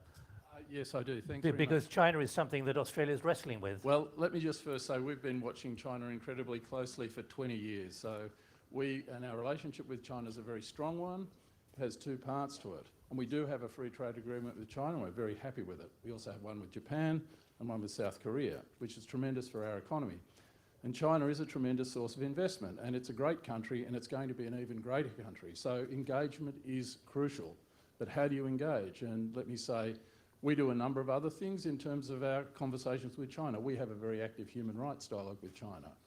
And the best method we've found with China is be direct and challenge the values, because the big question is, what will China do with its future greatness? Will it be a part of a rules-based international system, or will it try and stand outside it and get outcomes by using raw power? And I don't think any of us want the latter. But you have been concerned about the buying up of Darwin, the pushback on trying to buy ranches like Kidman. In other words, it doesn't come with a comfortable relationship. Well, it's not a bad relationship. The only reason that we've said no to some Chinese investments is because there's been a national security dimension. But almost all Chinese bids for investment in Australia are accepted. We're quite happy with that foreign investment. On the other hand, we're not at all happy with how China's been acquiring territory in the South China Sea. So you can do both, and I think European countries already know about this. It's a rough patch with Russia at the moment, but for many, many years, people managed to work with Russia whilst at the same time standing up to Russia on some issues. And Chinese students are keeping many universities in the black. Absolutely. Right, please. Can you keep all your remarks brief, please? Little mention of India. Hang on, we're still talking about China at the moment. So Yes, if you I want to know. talk about Hold on, I'm China, talk just about saying, China. Little mention of India in connection both with China, the One Belt Initiative, and its rivalry, and also, when are we going to address the question of values and the question of whether We've already Turkey talked as an about that autocracy 10 minutes ago. is going to be a value Please, issue? microphone there. Thank you. Teresa Fallon, Center for Russia, Europe, Asia Studies. 3 points. You mentioned the Belt and Road Initiative conference, but no one mentioned how Moody's downgraded China's credit rating on Monday, so it kind of took the shine off the Belt and Road Initiative. The Europeans refused to sign the document, so it doesn't show that European cooperation. The Europeans are very annoyed by the lack of openness in the Chinese economy. What we're looking for, though, is strategic changes and So- strategic trends. True, but you had this incredible map, and it makes it appear that it's inevitable. But the reality is that the Chinese economy is slowing down, and the trains going that you mentioned across Eurasia to Europe are returning empty. So we call it OBAO, one belt, one way. So how can this continue? That's the issue about connectivity. And and what about this post-globalization world that Credit Suisse talks about? We're assuming that this is what the world's going to look like, but the world has changed. We've had 3 decades of China growing very rapidly, but now it's slowing down. So this isn't inevitable. Thanks. Just pick up on that in a minute. One was this about China. Yeah, Alan Riley, Institute of Statecraft. My point about China is simply this, the strategic play for the West, and the lady was referring to this a little in a previous question. The strategic issue is we've had 35 years of enormous amounts of growth, and the idea is for policymakers that this will continue on a straight line trajectory. This surely isn't true. The key stat I would give you for this is the total Chinese debt, corporate, local, and central, is 283% of GDP. But the key thing is that 2/3 of that has been generated since 2008. And it's when you understand the level of debt creation, you realize China probably won't collapse, but what we're looking at is stagnation. And how you deal not with the PR of One Belt, One Road, but the reality of long-term Chinese stagnation. And what is the Western response to that? And it seems to me that the issue of stagnation is actually the early to mid 21st century issue of how we deal with China, and indeed the issue that China has to deal itself. Right, I'm going to just have one round on the panel, then move on to other issues from Stefan can lead on that. Stefan, again, your assessment. I know your responsibility is Europe at the moment, but more broadly, when you're looking at it and you hear that worry about stagnation, is there a danger of seeing China just moving up? But China will move up if we move down in comparison with us. But can we then focus on our strengths as well? And can we make the right decisions as countries and governments and populations? If I may come back to the question that had been asked to us for this panel. Can I come back to that in a moment, if I may? I just want to then cap China and then move on to your points, if I may. I think we have strengths that China doesn't, and one of them is democracy. Okay. Circulation of ideas, scientific freedom, academic life, a free press able to criticize us when we are making mistakes, the ability to say the truth about the situation of our environment, our water management, to have a free justice system. We cannot underestimate what that means and in which way it may make difficult for China to cope with what we are able to achieve if we use these tools properly, and it's what I would like to develop now. Steve, is there a danger of seeing things only inexorably in one direction with a country like China? Absolutely. And I would just reinforce the point that was made here with another observation that, of course, if you look at China's population, it's going to have by far the world's largest elderly population. In fact, it's enjoyed over its remarkable run over the last 30 or 40 years a really almost perfect demographic profile with a very large slug of population in their prime employment years, their most productive years. That's about to change. Because of the one-child policy, they actually are going to have a huge labor shortage having to support all of those increasingly elderly people. So China is about to hit a sort of perfect storm demographically in terms of its own productivity. I don't think China is going to collapse or anything like that. But certainly stagnation is a real issue. There's a second set of issues which perhaps we'll get to on what this means for the sort of geopolitics of Asia, but I think we probably ought to move on to some other areas. Stagnation, Parag. Well, I just want to get to one point first, which is about reciprocity. So the concerns that, and this relates to values, because when you deal with China, as the gentleman from Australia said, you know, having values is an important part of the conversation, and not wavering from that is important, and demanding that they not come to your country and presume that they're still in their own is extremely important. And this applies very much in terms of trade and investment. So you are within your rights to determine what is a sort of strategic asset that foreign investors are not allowed to take ownership of. Every country in the world is now doing this. This happened in Canada after the Nixon deal, where the Canadian government said, you know, this will be allowed this time, but not next time when it comes to upstream acquisition of energy assets. Just remember reciprocity. Just demand reciprocity. And that's why the European business community, and I think this was the implication that you had in your comment as well, just demand that everything be mutual, everything be reciprocal, that it be win-win in the Western sense of win-win, not in the Chinese sense of win-win, is probably the best thing you can do with China across the board: trade, investment, values, and so forth. And stagnation.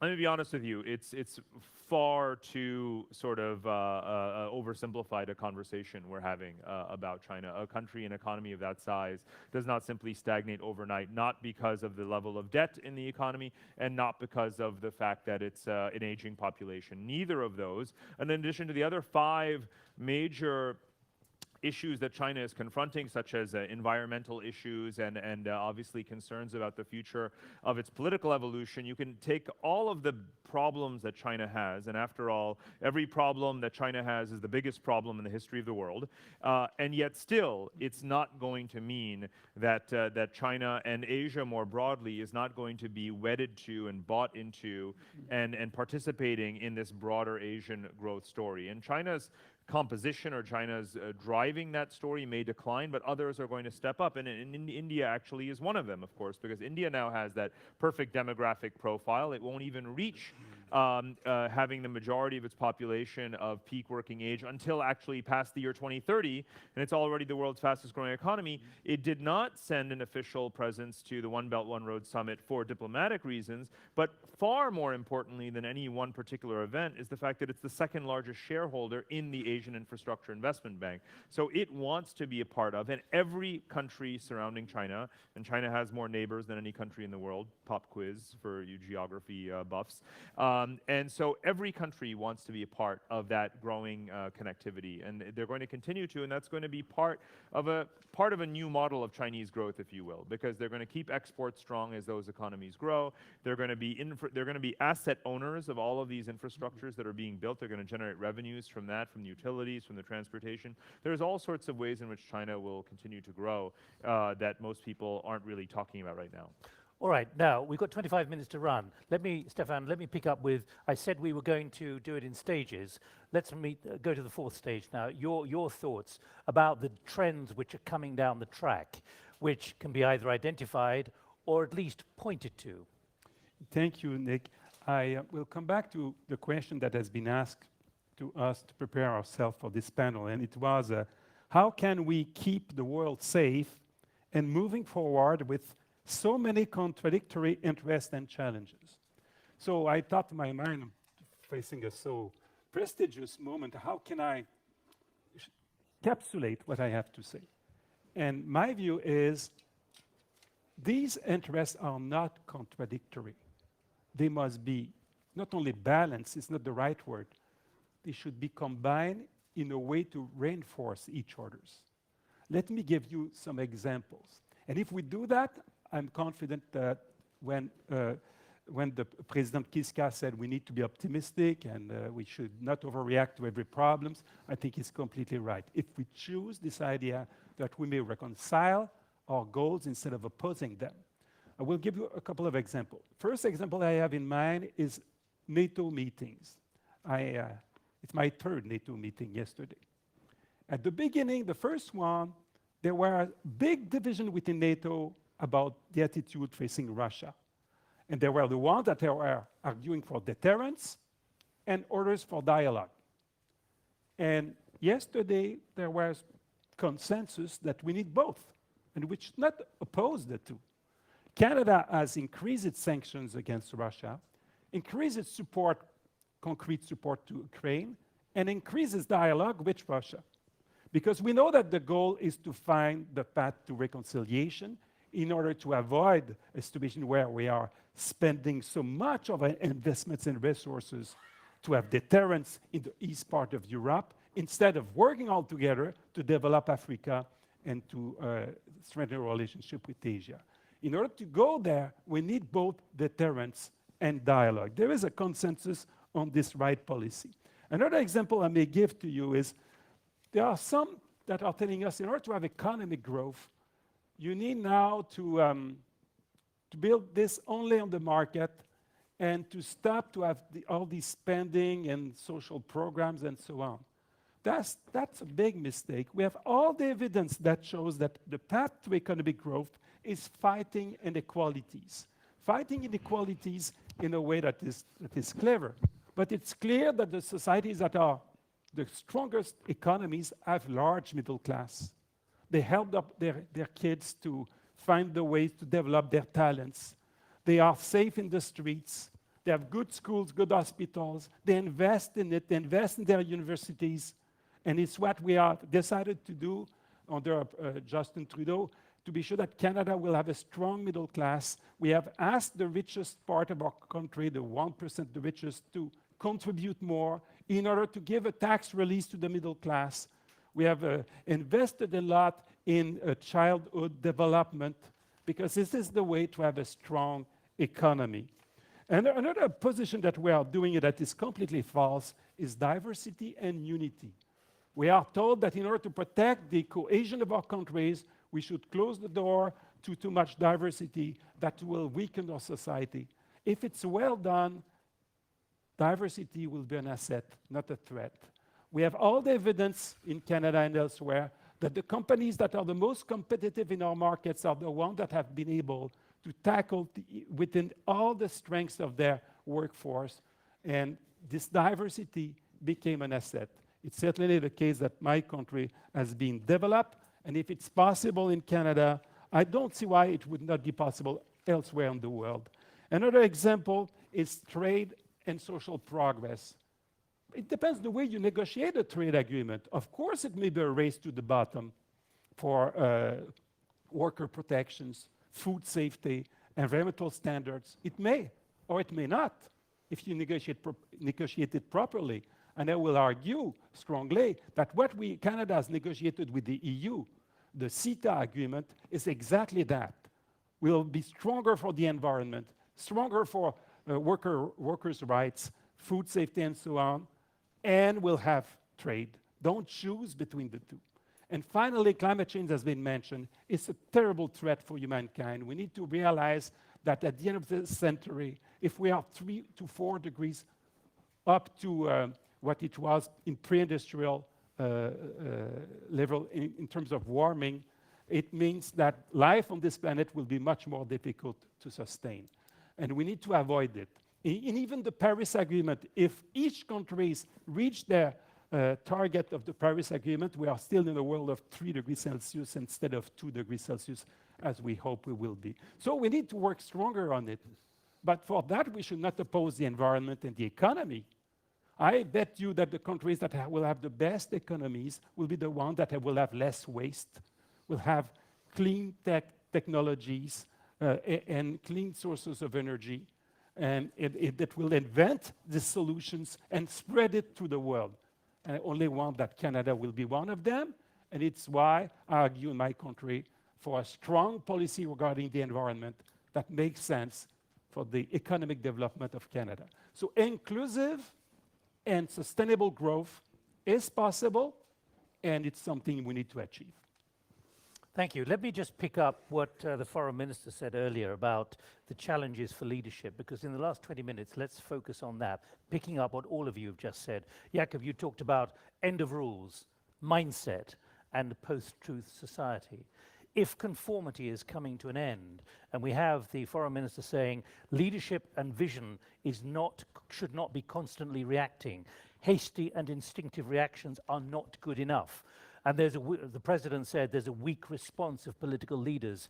What I'm getting at is, what is the structure of governance in all of this, which can make this manageable at least?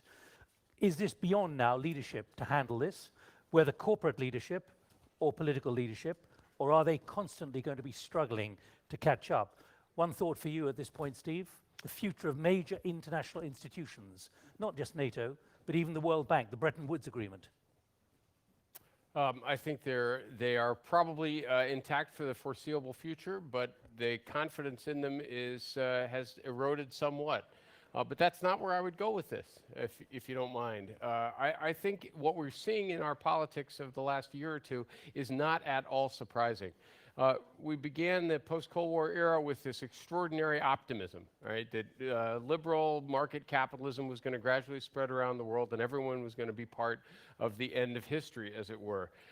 And then people were told that you could create the euro and that wasn't going to lead to any problems.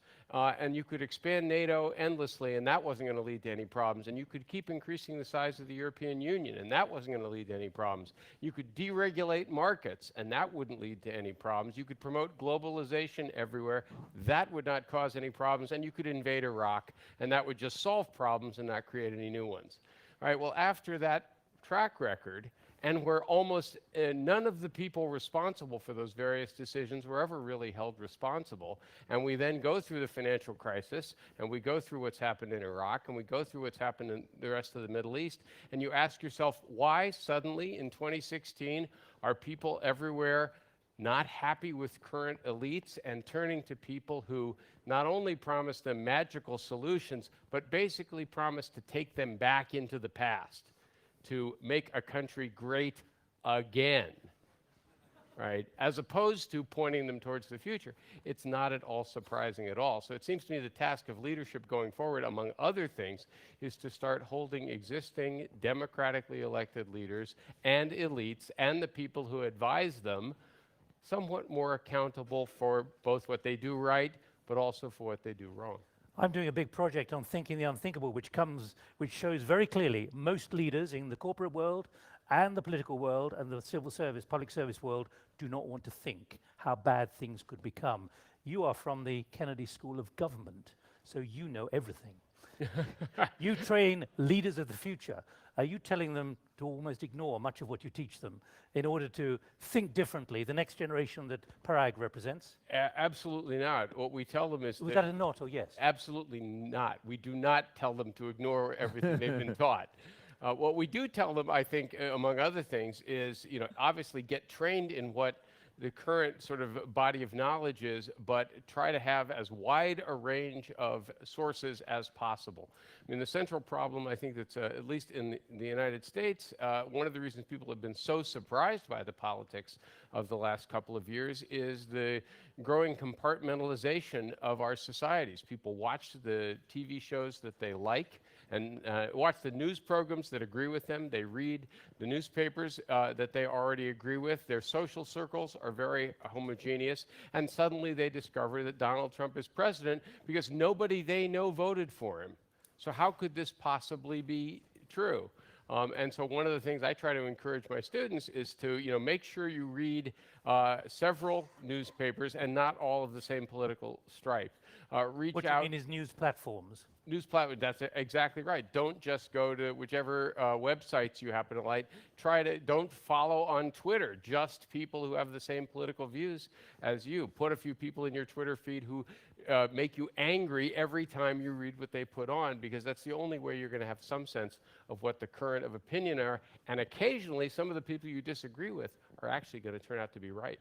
All right, all of us are in dark suits standing up here. I do want to hear from other people who are not wearing dark suits and maybe come from the next generation. Parag, you are still just a millennial. Barely.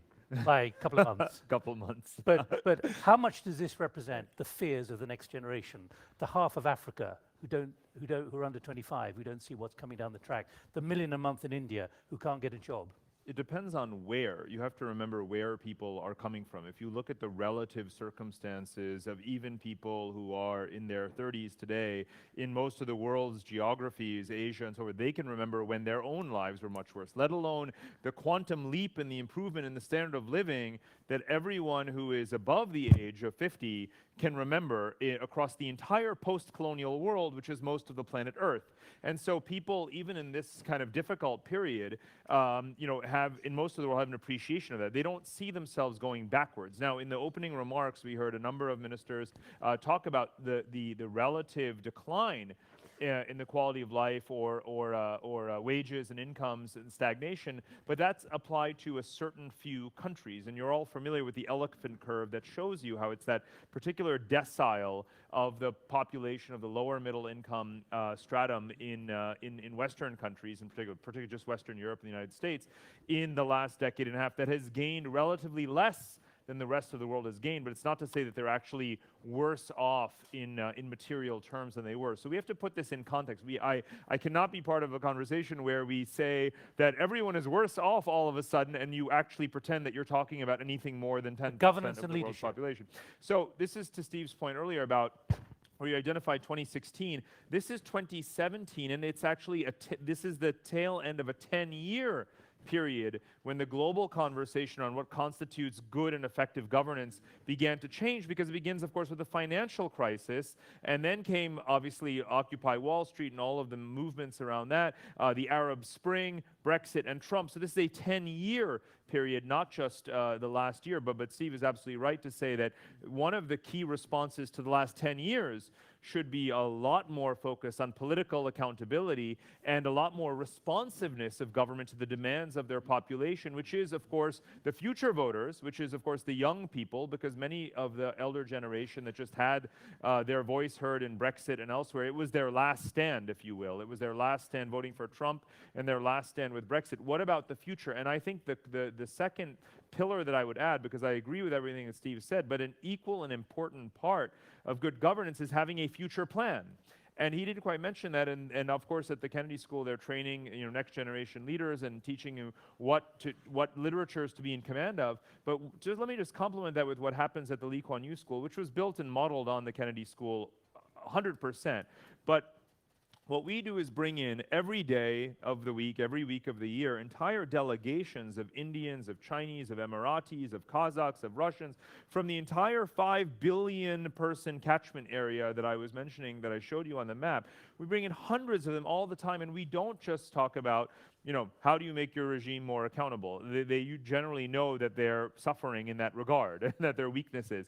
But what we train them in is, what is your plan for the future in light of technological disruptions, a more demanding population, geopolitical volatility, demographic shifts, growing entitlement obligations? What is your country's plan? And what we need to see a lot more of, even in wealthy, established democracies that have had such a good run for the last several generations, if they want to maintain that, they too have to learn how to make a plan for the future, because success is not guaranteed for anyone anymore. Alrighty, Stefan and Jakob, but I want to go to other people as well. Or shall I go to them first? We'll be short. We'll be short. Okay. In a nutshell, to say what the way I react to what Parag said, I would say that globalization plus the technological changes, automation, and it's two different phenomena, but together, have been fantastic to decrease extreme poverty in the world. In 1970, 4 human beings out of 10 were in extreme poverty. Today, it's about 2 out of 10, and it's decreasing very rapidly. But not so good to decrease inequalities within society, and especially within developed societies. And there, we need to make the right choices, and it's what I was suggesting. For example, to not oppose the market and the government, but find a way for the government to strengthen the market for everyone. Otherwise, you will have a growth that will benefit from the elite, but not for the 90 or 99%. And then they will be vulnerable to populist arguments.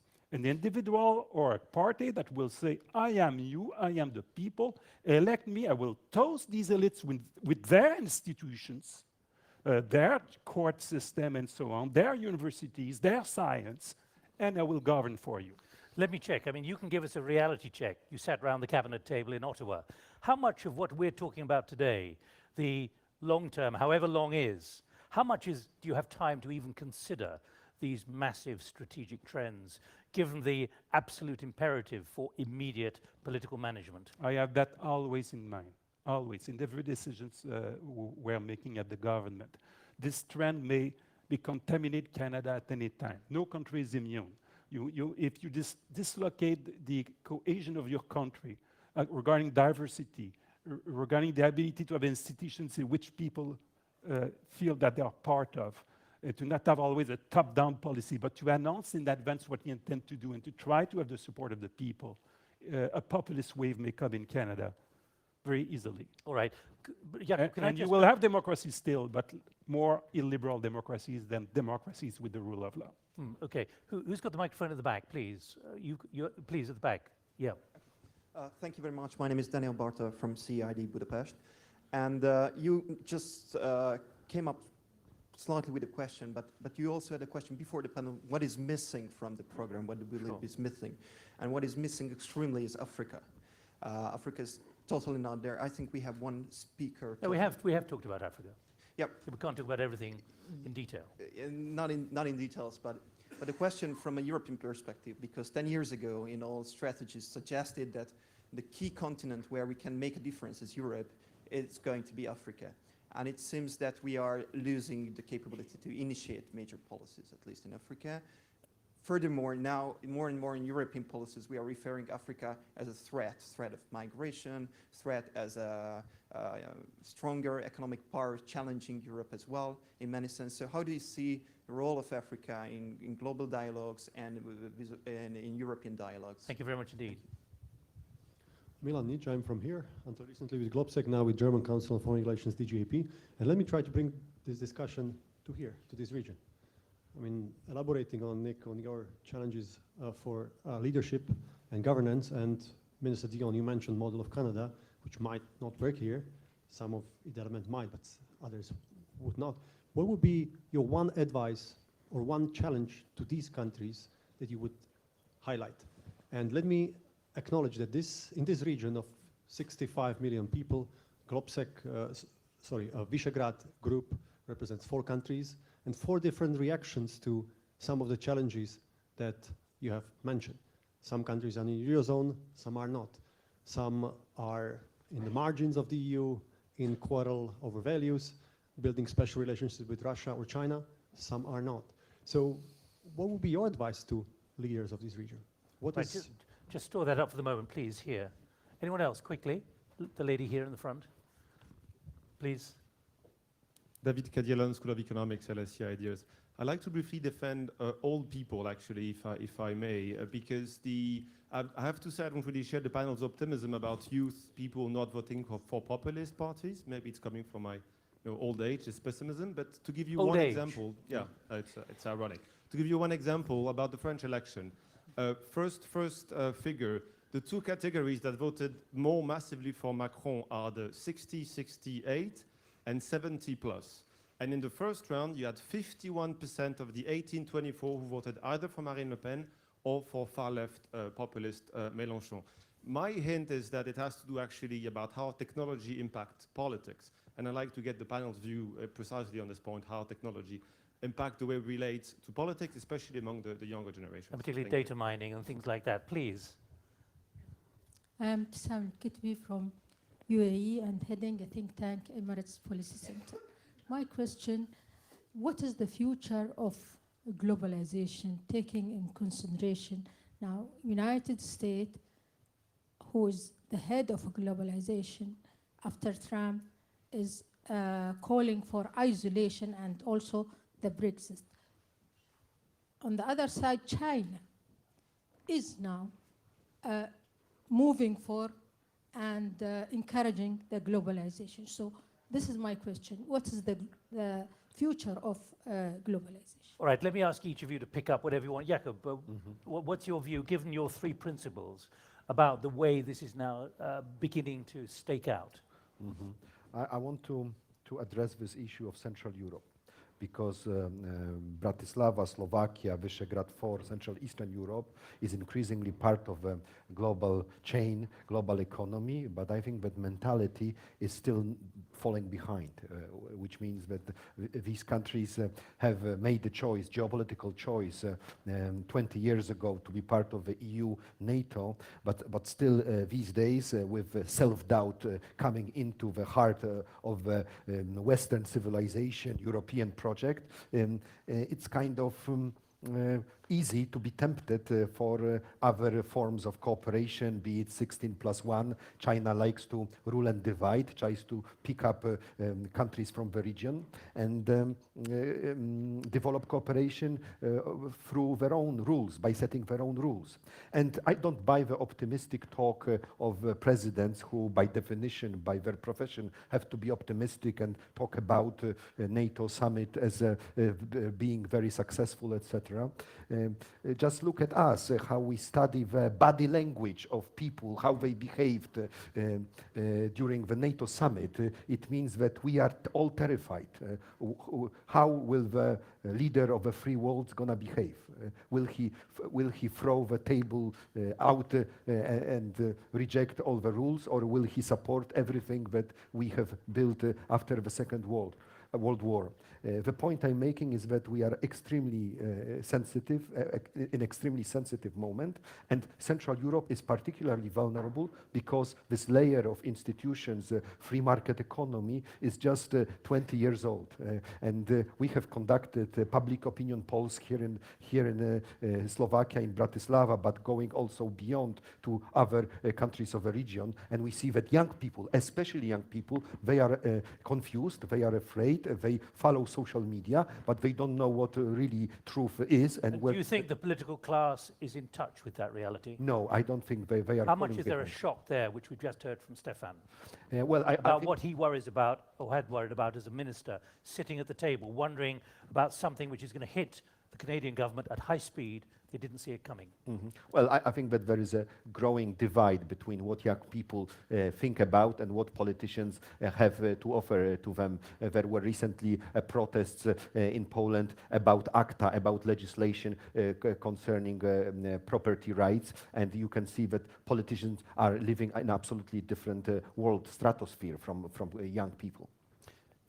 Steve, how much is this a really profound problem? But also, let me throw in for the last three of you quickly, when Steve Bannon says our administration is up for the deconstruction of the administrative state, is that something which large numbers of other governments around the world are wondering if they're going to embark upon? I find that argument, actually, Bannon's argument, completely baffling. Because one of the things that's, I think, powerfully associated with successful globalization and successful societies are in fact effective administrative states. The more exposed you are to international trade, as my colleague Danny Roderick has shown, the more you need an effective government to manage those trading relationships and to manage the social and economic consequences at home. So the idea that you can be engaged with the rest of the world and slowly let your government fall apart is complete nonsense. But a 32% reduction in the State Department budget is not exactly an investment. No, absolutely not, and completely short-sighted. I could give you a long disquisition, which I will spare people, but that's absolutely counterproductive from an American point of view. My central point here is, though, that no society I know of has ever improved itself by cutting itself off from the rest of the world in terms of education, in terms of people, in terms of trade, in terms of investment. It's never been a long-term strategy for success. The only appropriate strategies, and you even see authoritarian governments, of course, being forced to do this, is engagement with the world in a variety of ways and the development of government competence, which means not running down governments or trying to take them apart, but rather getting the very best people to welcome government service. I worry greatly about whether or not the sort of Trump example will be contagious in other places.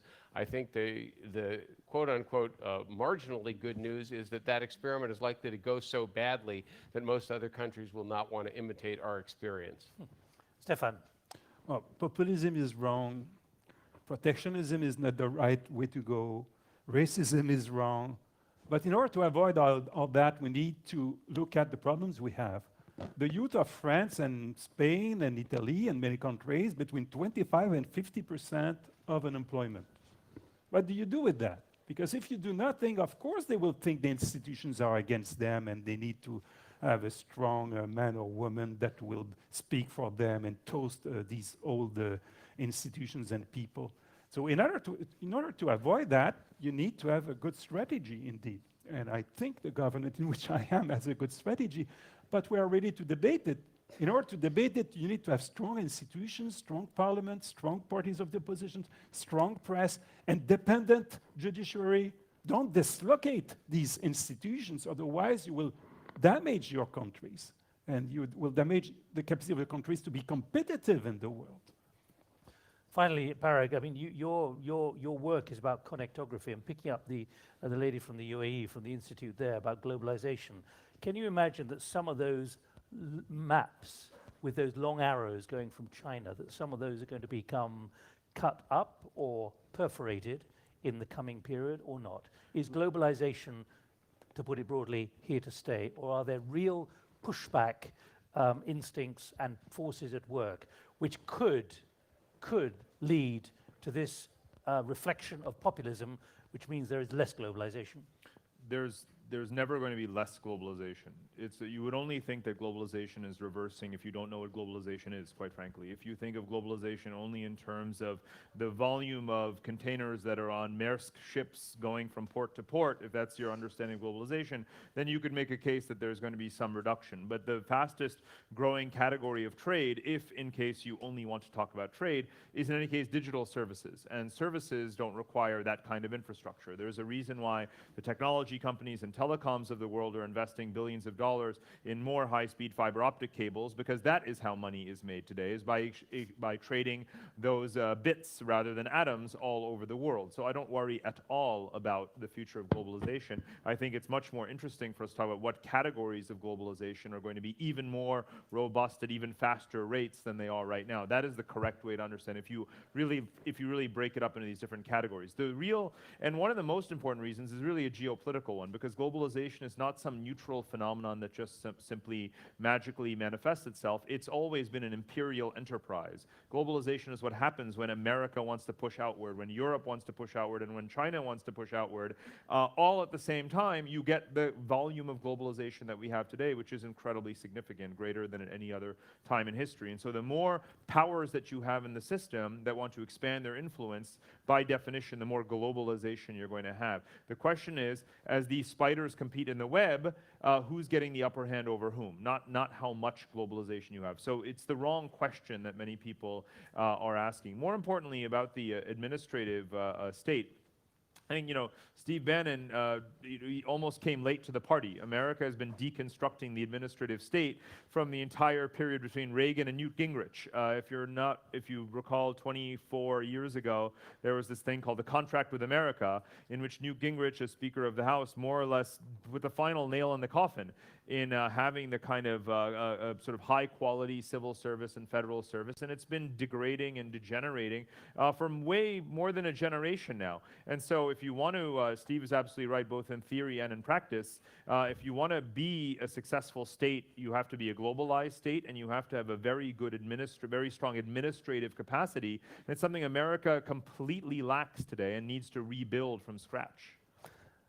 Parag, thank you. Parag, Jakob, Stefan, and Steve, thanks very much indeed. For me, the headline is Steve saying old people shouldn't vote. But so whoever's tweeted that, you've got a story there. I didn't say that. No, if they didn't vote, outcomes would be very different. You know what happens on Twitter. I do indeed. Can I thank you all very much indeed? We've tried to identify global trends. I apologize if you're frustrated that we weren't dynamic and imaginative enough, but you've come up with good ideas. More to come in the next 2 days. Service message, refreshments outside in the foyer, back in your seats here at 3 o'clock for the next session with the Visegrad foreign ministers to talk about the challenges of Visegrad, 3 o'clock, and in the Danube space, which is the new space, downstairs, 14:45, 2:45, the discussion on navigating your way through the fourth industrial revolution. Thank you very much. Have a good lunch. Thank you, Steve.